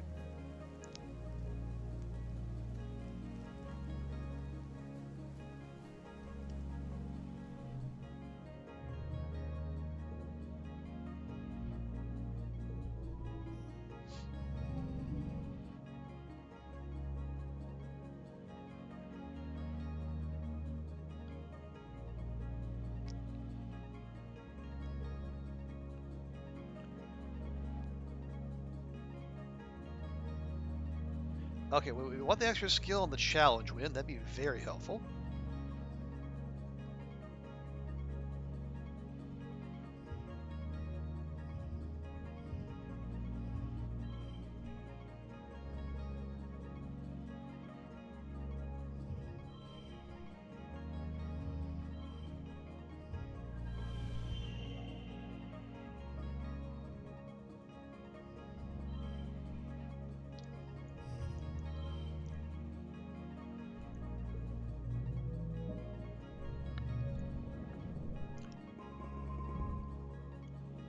Okay, we got reasoning up to 96. Okay, I guess if we do that...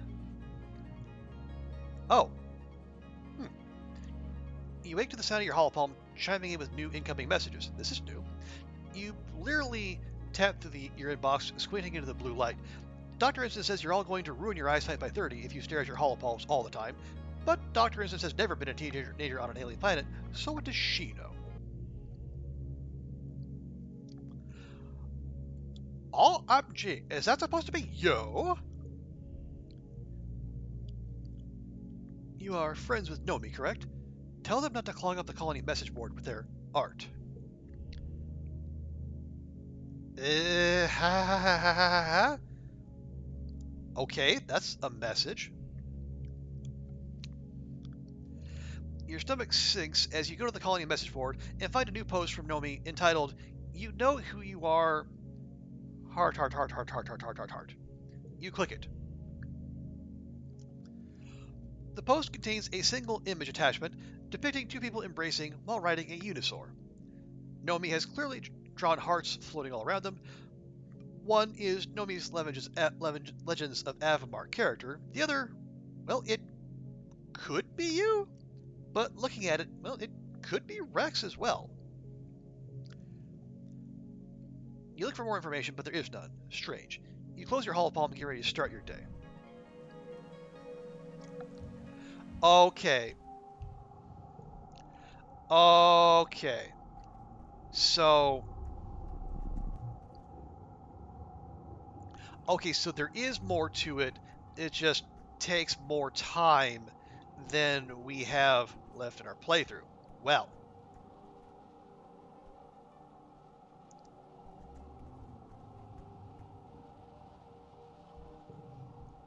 Alright, well.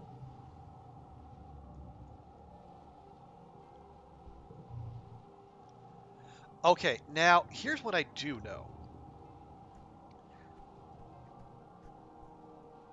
I think, if I remember correctly, yeah, this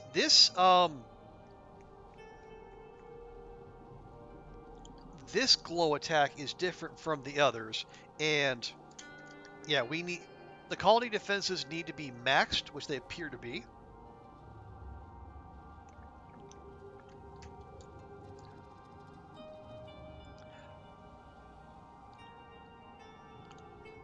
I can't remember if we need to be on duty or not, but we might as well. Because we've done everything we can do, short of, pushing Nomi's friendship up higher. I guess we could also sneak out and get the super duper trippy ending, but we've already done that.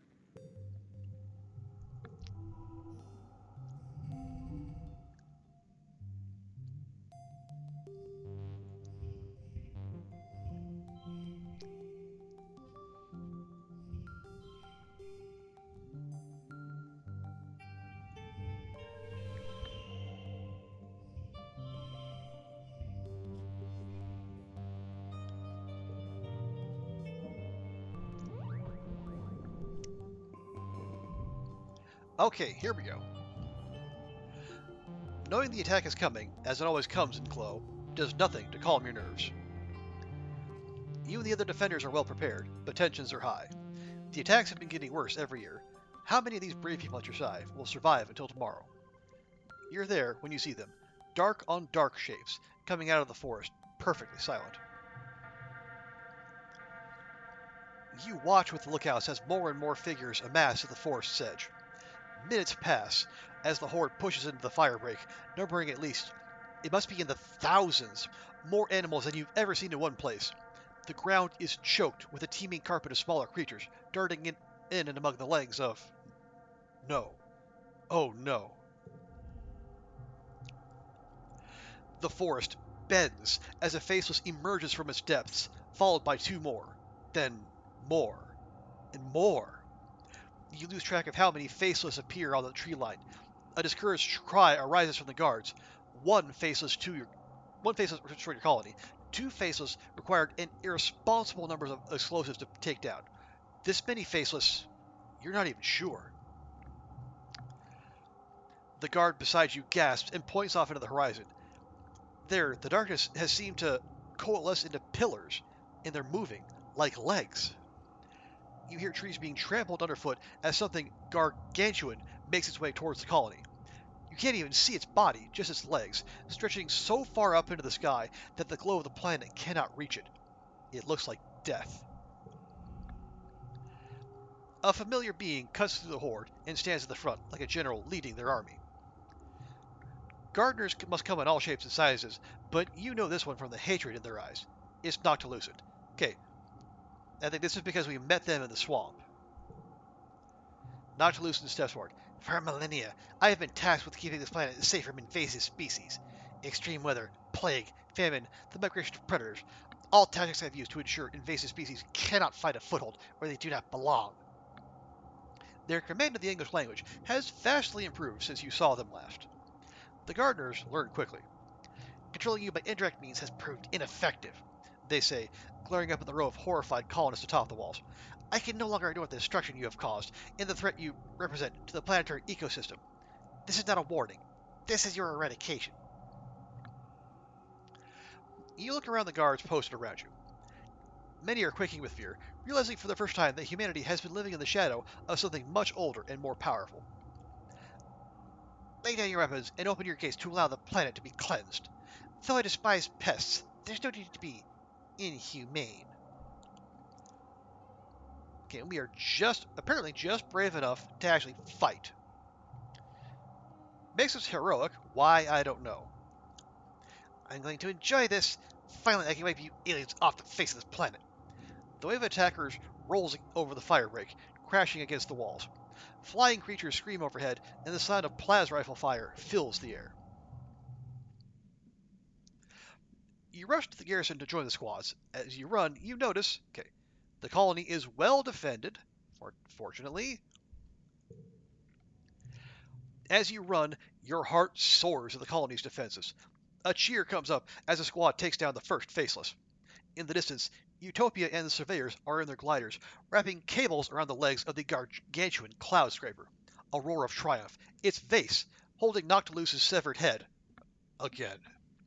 He grins and throws it aside and weighs into a pack of manticores. Against all odds, the battle is going in your favor. You're descending from the walls when you are thrown to the ground by a tremendous rumble. A few meters in front of you, something tunnels towards you through the mud. Here we go. This is we've been here before. You have the impression of something long and dark that cuts through the ground like a shark through water. You scramble to your feet, but it cuts off your path, forcing you towards a geoponics outbuilding. It's the storage shed, mostly empty besides bales of hay used as float cow feed. It's dimly lit, but you think you see another door at the far end. The creature advances, throwing up rocks and chunks of dirt as it tunnels closer.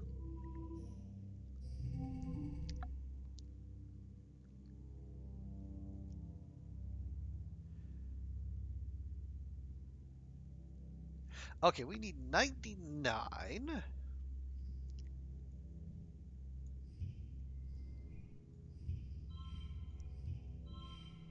Okay, well, we're a third of the way there. That's a good start.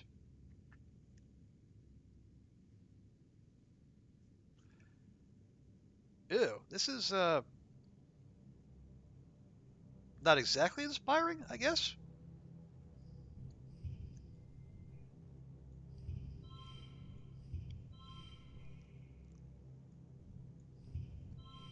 Oh, that's fine. That gets us 43. We only need 23 off the last round. We got 17 showing there. Yeah, we're fine.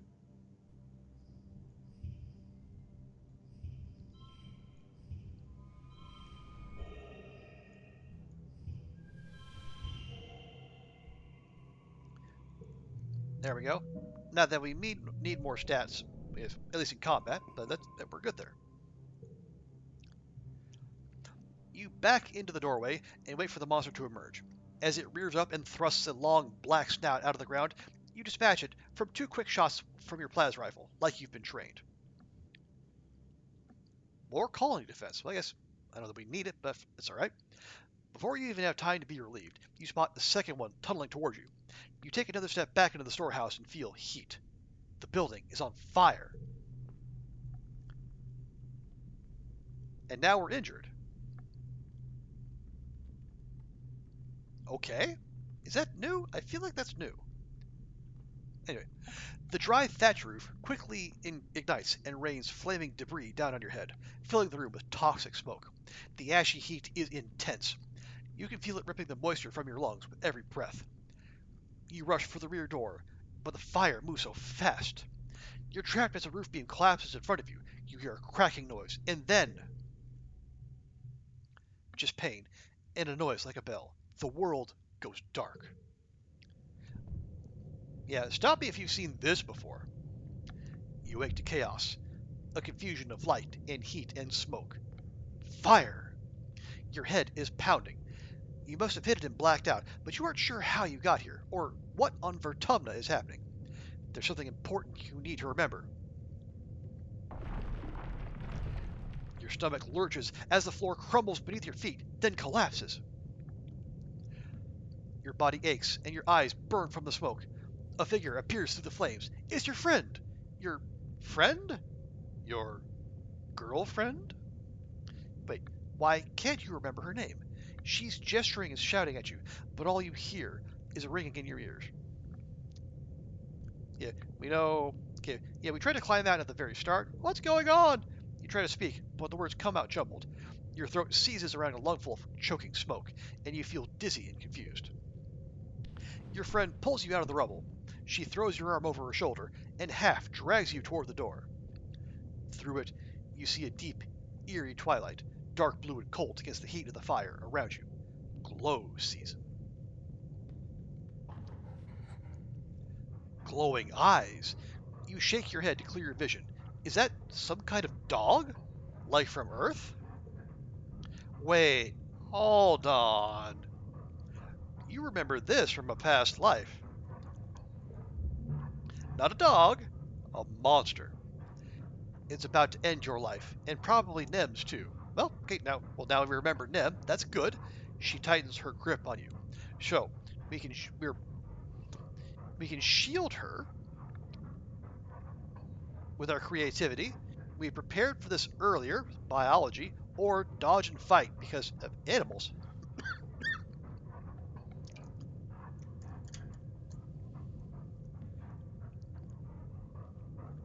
You know what? We are so very clever.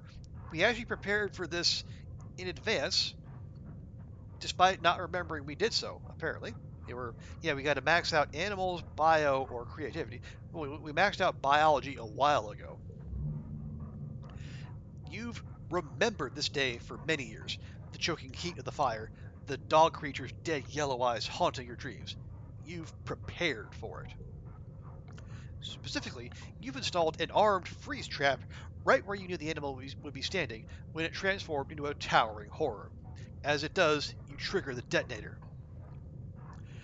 The trap sucks inward, drawing all the heat from its surroundings. The monster's feet are frozen to the floor as it instantly crystallizes, becoming an ice statue. Nem doesn't stop to wonder how this happened. She gives the statue a solid kick, and it shatters into a million fragments. You emerge from the inferno of the shed, burned and concussed, but alive. Anemone smiles. It's good to be alive.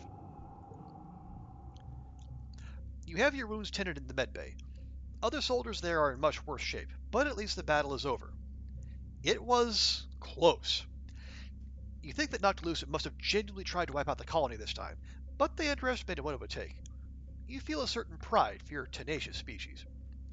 You don't know what the future will hold, or how much longer your little colony will be able to hold off the planet's wrath. See, okay, we tried to detonate the whole thing. We tried to detonate the network and let us all go on off with our lives without the colony, without the annual attacks. Apparently, that's not an option though. But for now, you're just happy you live to survive another day, and that day is your birthday. By the time you've recovered, the suns have returned. It's your 20th birthday. You're a fully fledged adult now, though in many ways you already were, and have been for a long time. You and your friends step out to greet the new day and start the rest of your life on Vertumna. The end.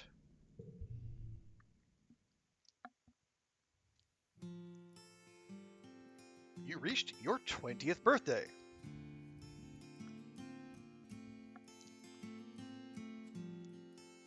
We are a botanist. Okay, so not a lawyer. That's an improvement. We haven't done xenobotany for a while, but you know what? Sure. There is no end of species to discover on Vertumna. In your lifetime, you discover over 13,000 different species of flora and fauna, and some that transcend that distinction too. So you name them after your friends. One of the benefits of the naming convention the Vertumna group chose for you children is that it's pretty easy to turn them into formal, scientific-sounding names. Future generations will remember the first Vertumna colonists, your names immortalized as flowers, birds, and, yes, the occasional worm or two. You work under Cal, who is a better boss than he wants to admit. He doesn't mind when you disappear for a month to go tromping about in search of some new variation of fungus. But what about?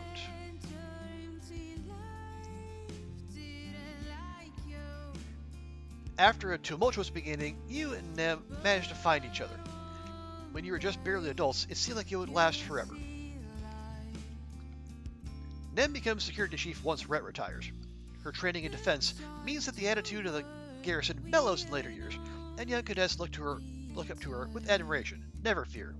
Still, defending the colony weighs heavily on her. You watch helplessly as the endless, horrible grind of the yearly attacks takes its toll on her. When she tries to drink to help numb the stress, you're there to support her when she's ready to claw her way back out again. You're together for a long time. Long enough that people start asking whether or not you're going to start a family. You and Nem just shrug it off. There's no real pressure. Plenty of people are leading that charge without you. You both agree. Why have children when you have each other? Your love sustains you just fine. The life of a soldier is unpredictable and, unfortunately, often tragic. The colony loses Nem during an attack. She was still so young, as was Calm all those years ago. It's a small comfort thinking that they may be together again, wherever they are. Okay, this is bullshit. You know, when we did the grid ending thing where we blow up the Gardner facility. Nem breaks up with us because apparently people were wondering about us in Vase, despite everything. But then if we don't stop the attacks, and she dies anyway. What? Ugh. Boo. Boo, I say. Strong boo. Okay. Your buddy Rex grows from good boy to good man. He continues to work hard on the bar, turning it into the place he always dreamed, where people can come and unwind from a long day, enjoy some libations, dance their butts off, maybe even find love. He gets a reputation for being a matchmaker. In a small colony, there aren't a lot of romantic options, but Rex has an eye for figuring out who would be a good match together. Giving Rex a kiss for luck becomes a tradition among those looking for love. And if some people find something a little more temporary than love with Rex, well, that's their business. Rex just wants to have fun, and he doesn't discriminate. Saying he enjoys a string of lovers implies that he's consecutive in his affections. It's more like a big poppy pile of lovers. Sometimes when he tells you about his not-so-romantic adventures, you have to beg him to stop because it's just too confusing. Rex insists it's not complicated at all, and it's kind of true. He's so easygoing that it just seems to work for him. He still loves the idea of having kids and contributes to a few of his own. He keeps up good relations with his co-parents and spends lots of time with his children. In the colony, there's no stigma against single parenthood, and his children all grow up loving their great dad, even if he doesn't live with them. He and Vase mend their relationship in time. It takes many years, but it helps that Rex isn't the kind of person to hold a grudge. Vase even joins you for drinks sometimes, and he and Rex often talk long into the night, as if they're old friends. Rex seems abundantly happy with his lot in life, like crushing on Vertumna was the best thing that ever could have happened to him.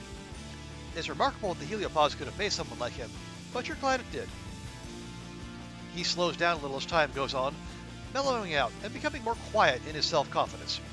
He confides in you that his dog genes will probably mean his life will be a little shorter than the average human's, but he wouldn't trade it a minute for it. Well, are we determined to find the cloud for every silver lining with our friends? Good grief. Your friend Tammy blossoms into a fine mother, not just to her own children, but to every person in the colony who needs a mother's love. Cal and Tammy's commitment ceremony is the event of the decade, bedecked with flowers, streamers, and holographic images of unicorns and fairy tale castles. They stand before the colony with echinacea and profess their intentions to live together as a family unit. A foregone conclusion for most, as Tammy is already beginning to show her second pregnancy. The three, soon four, then many more, of them are a symbol of hope for your growing colony. They live on a homestead near geoponics, and their home is always filled with love and laughter. Tammy insists on cooking for you on your weekly family dinners, and she even begins to get pretty good at it. Quite without meaning to, Tammy becomes an advocate for the communal raising of children, just as you yourselves were raised. The more militant Helios resist, not to be wanting to be associated with Estrado's hippie nonsense. But as the colony grows, so too does her influence over the next generation. Uncle Soden couldn't be more proud of his daughter, or his score of grandchildren. He dotes on them relentlessly whenever he's home from expedition. Though Aunt Anne stays on as chief steward well into her 90s, Tammy takes over the new creche and becomes something of a mythical figure in the colony, Auntie Tammy in her own right. There's no child born who doesn't know the safety and warmth of Tammy's arms. Okay, well, at least we have one where something horrible, or something, some dark portent doesn't happen. Ah, the indomitable Marzipan. That's Governor Marzipan to you. Mars learns from her flirtation with capitalism. Does she, though? And true to her word, abandons her plan to turn kudos into a true currency. She wants to raise everyone's standard of living, together, not create a luxurious nouveau riche on Vertumna. She invests heavily in arts and culture, insisting that artisans should be supported as important as a scientist or a soldier. It's a controversial stance when the colony is being attacked every year. But it's important to her, and more importantly, it helps keep the colony's spirits high as the years wear on. Unfortunately, after a spate of heavy attacks that nearly decimate the colony, the pressure to increase defense spending is too great. Mars is voted out just over a decade as governor, and a Helio-born soldier is installed in her place. A defense-minded governor saves the colony, but, as Mars complains, at what cost? As for her love life, Mars is never really one to settle down for the long term. She enjoys a string of lovers. Tangent, Utopia, Rex, again, a number of people from the Heliopause. Everyone wants her, nobody can cage her. She does eventually have one child, just for the novelty. She enjoys being the center of attention while carrying a surrogate pregnancy, but enjoys being the child's wealthy, generous Auntie Marzipan even more. Mars remains surrounded by as much luxury as one could expect on an exoplanet, and though she complains about wanting more, she never seems less than happy about her life.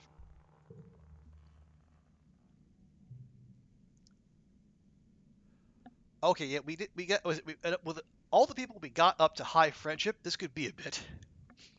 Vase continues to try to live up to the hero he sees in himself. With a colony at war with the Gardeners, there's always a need for people like Vase. He's a good soldier, and he knows how to whip a squad into shape. After bagging a few huge kills on hunting trips, his deeds begin to match up with his inflated confidence, and people look at him with respect more than fear. After Rhett retires as chief of security, Nem is Vase's boss. Vase has a lot of humbling to do, but to his credit, he's really trying. Things are frigid between them for a while, but they both respect the chain of command too much to make a big deal about it. He turns out to be a great chief of security. He's efficient and demands perfection, but manages to control his frustration when it doesn't happen. The defense squads have fewer deaths under his lead. They respect him, but don't particularly like him. That doesn't seem to bother Vase.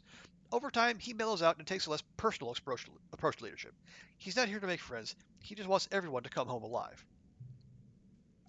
Vase has a lot of unpacking to do, and it takes time. On his worst days, he's just as he was before, quick to anger and quick to fall back on intimidation tactics to get his way. You're able to see through to the struggling man underneath, but it takes a toll on his other relationships. Every failed relationship is a mark against him in a colony this small. It takes years before he's ready to be a good partner to someone, and for someone to want to meet him where he is. But it does happen eventually. Vase is overjoyed to be a family man. He loves the idea of protecting someone, and having kids provides a good outlet for that. He's still your brash buddy Vase, but he's easier to be around when he has a child strapped to his chest rather. No matter what happens on Vertumna, Vase always has his eye on the sky. He dreams of being something bigger than just a soldier on a crummy planet. When word gets out that engineering is looking for someone to fly a scout ship to the wormhole to gather more data, he accepts. The colony is tense until Vase's comlink sends the data along with a message that he's going to keep going. He's going to see what else is out there. He never returns from the trip. Okay, well, I guess a happy ending for him. Pity about the kid he left behind. Okay, and tangent. Yeah, we know how this ends, unfortunately. All right. And thank you for the hydrate, Ruek.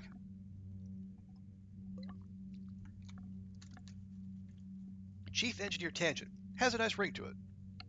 It always seemed like Tangent's life was laid out for her. Work hard, discover amazing things, and eventually replace Insis as Chief Engineer. However, after only a year on the council, Tangent surprises everyone by stepping down. Without the burden of leadership, Tangent is able to devote herself to pushing the limitations of medical science, particularly when it comes to mental health. She makes huge strides in developing genetic engineering, pioneering unobtrusive changes to the brain that increases resistance to depression and anxiety. The relationship between Tong and Deese flourishes again as researching their own biology helps them understand what their mother was going through when she ended her life, and they're able to support each other through grieving both her and the relationship they were denied. Oh, good. So barista therapy works. Confirmed. She champions the creation of a new, permanent mental health professional in the colony. Aided by her treatment, mental health improves for everyone. Maybe her brush with genocide made her realize she needed to think more about the repercussions of her actions.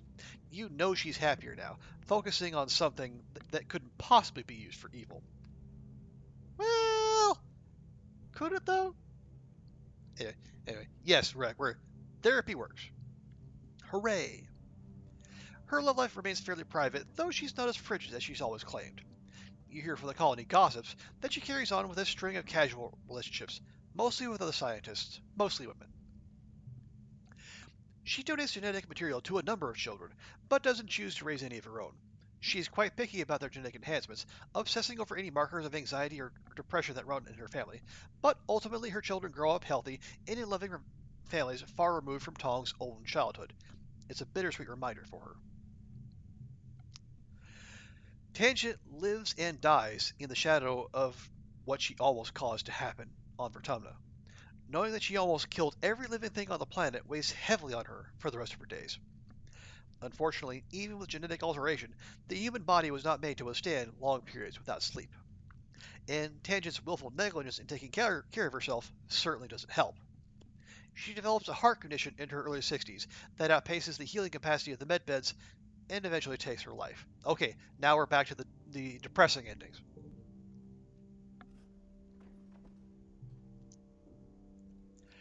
Your friend Cal grew up, but he never lost his boyish charm.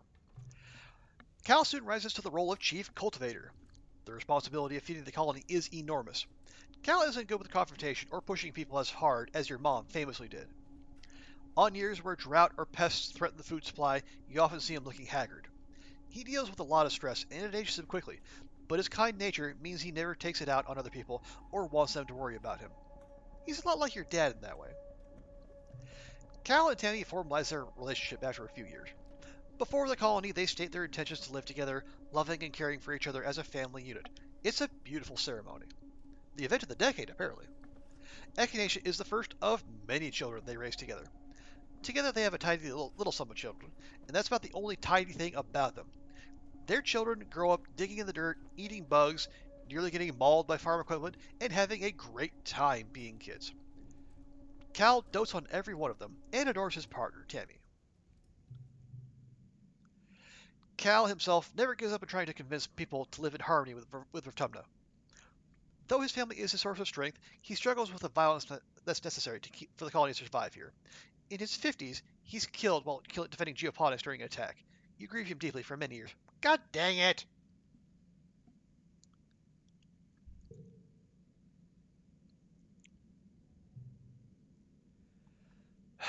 Your friend Deese keeps on exploring. He never really finds himself on the right side of colony authority, but he's the best surveyor in expeditions. Utopia defends him as best she can. He spends more and more time outside the colony walls, even during Glow when the colony is supposed to be locked down. This earns him some distrust for the more militant factions in the colony. What is he doing out there? Who is he meeting? Utopia's word keeps him out of trouble, but it isn't enough to keep Deese from frequently being hauled in for questioning. Deese grows to resent the colony more and more every year. In his late colonies, he disappears during an unscheduled expedition past the resting ridges. Utopia leads the rescue attempt with you by your side. You're worried for him at first, but Utopia seems pretty calm, almost as if she doesn't expect, or want, to find anything. She reports that he's disappeared without a trace, and it's just the darndest thing. You always wonder if he's out there somewhere.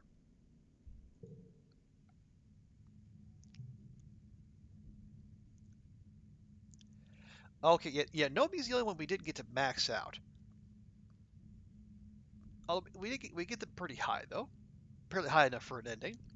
Nomi never really figures out what they want to be. They dabble in many things and continue to do odd jobs. With the colony seeming in constant peril, there's always work to be done and not enough hands to do it. Eventually they start describing themselves as someone who used to be really creative before life got too busy.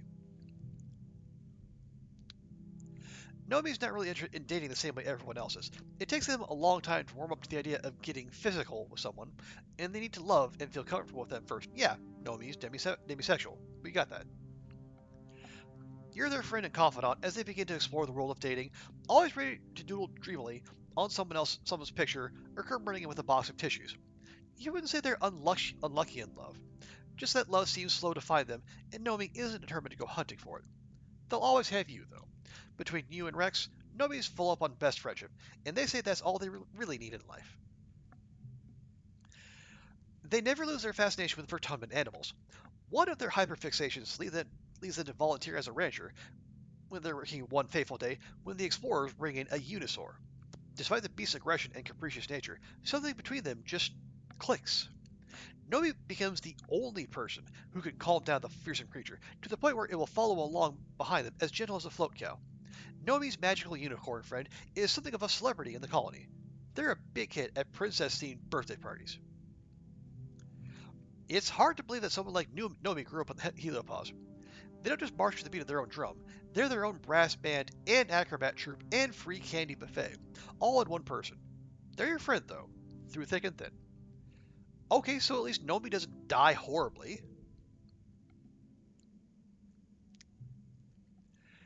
Your brief time with the mysterious gardener named Sim changed you forever. He changed the way you saw the planet Vertumna, and the way you saw your own people. You came to understand the place that humans had in this world, and in any ecosystem, that you were as much a part of it as any plant, or bird, or bug. For years, you imagine you see Sim out there, ducking behind a mush tree crown, or slipping into the forest, just as you turn your head to look. Each time you think you hear his gentle laughter on the wind, you feel at peace. It's as if he's still out there somewhere watching over you, his special human.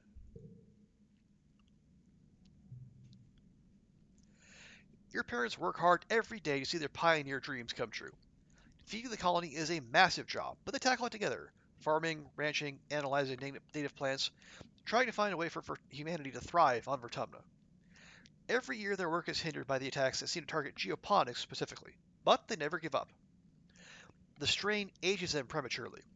Your mom dies of a heart attack, too young, and your dad lives for another decade before it claims him, too. They'll always be with you, in the ground you walk on, in the trees that give you shade, and in the cycle of life as it detains you. Your Hopeye is a good companion, but you're no replacement for its own species. When a herd of Hopeye roam close enough to the colony, you release it back into the wild. And a few years later, you're greeted one morning by a whole litter of Hopeye kittens outside your door, and Hop Solo proudly showing off their family. Your freaky grows from the size of a small dog to the size of a bear, becoming more and more unwieldy, and more terrifying to small children. Before the council can force you to do anything about your arachnid octopus friend, Freaky Ticky Taffy just disappears. You look everywhere in the colony for it, but your answer comes from outside the wall, a new freaky nursery tree. Soon the colony is host to many curious freaky pups who call your Freaky Ticky Taffy home. And in my later years, the days turn to months, eventually becoming years, then decades. Before you know it, you're old. Oh no! Life is tough but rewarding. With your strong defenses, the colony becomes a fortress against the untamed wilds of the planet Vertumna. Expansion is slow and difficult, but the hunting squads keep the local xenofauna down. You even start a second colony a few hundred clicks away, and humanity begins to get a real foothold on the planet. Noctilucent never gives up their quest to destroy you, but the colonies stand strong. Gone are the days where you worry that humanity will be wiped off the map for good, but it's still far from the utopian paradise you were promised. This is your home, for better or worse. You do what you can to make it a good one. Eventually, death comes to you, as it does everyone. A few hundred, that seems a bit. I mean, that is a ways away. I mean, they have like those track vehicles. I guess that they can travel between the two of them. Yeah, it seems like a long way away, especially if they need help for some reason.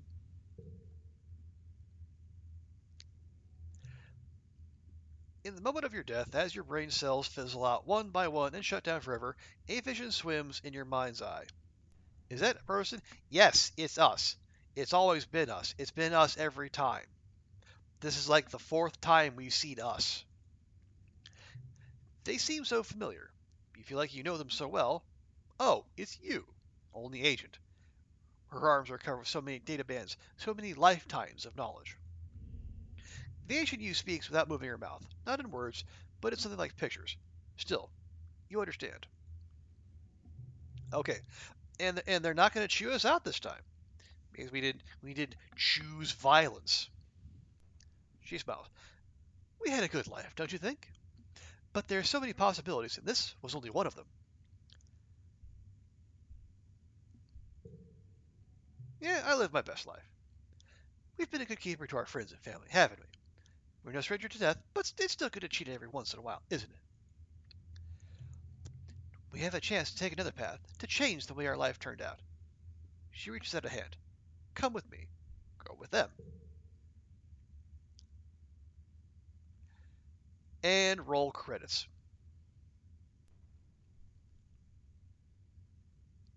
Okay, now we have. Normally I'm all about letting credits roll, but we've seen them before, though. Also, the music seems to have stopped, despite us putting. I tick the constant music. Yeah, oh, wow, that is a lot. That is a lot of card art. Okay, we got the. Did they get Northway Games? Yeah, Northway Games. And then there's Finji. I think the Finji was like the publisher. Okay, yeah, we're not going to roll right into the new life. Let's head to the endings gallery and see. We have unlocked. We've transcended time. We've disabled the array. We were a lawyer, and now a botanist. Oh yes, and then they had the page for achievements as well.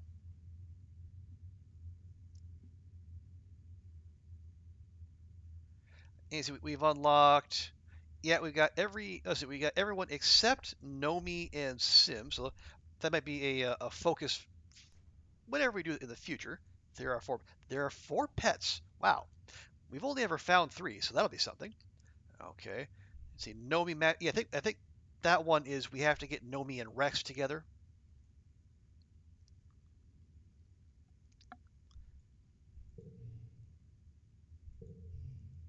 Okay. Nope. All right. Well, anyway, let's. Okay, let's head to the main menu. Yeah, look at all those fine-looking young people. Mono deck. Yeah, I think one color only. Yeah, it's a lot of planning and probably a lot of visits to the spa. Probably gonna be expensive too. Yeah, I think there's only one, maybe two more.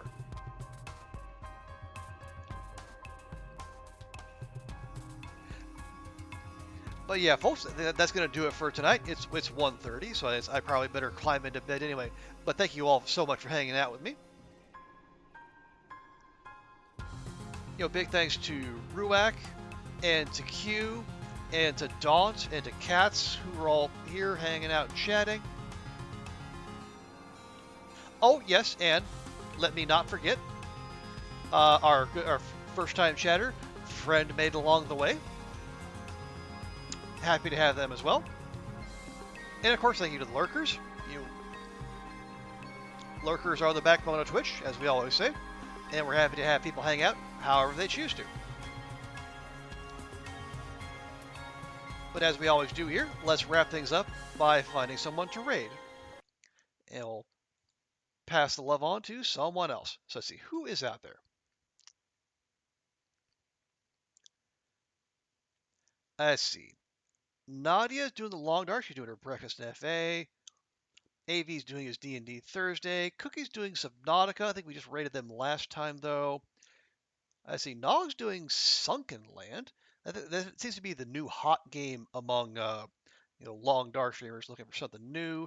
Cass is doing her breakfast. And yeah. And then Dan's doing Hades. Let me check in with Nog real quick. Just make sure he's not about to sign off.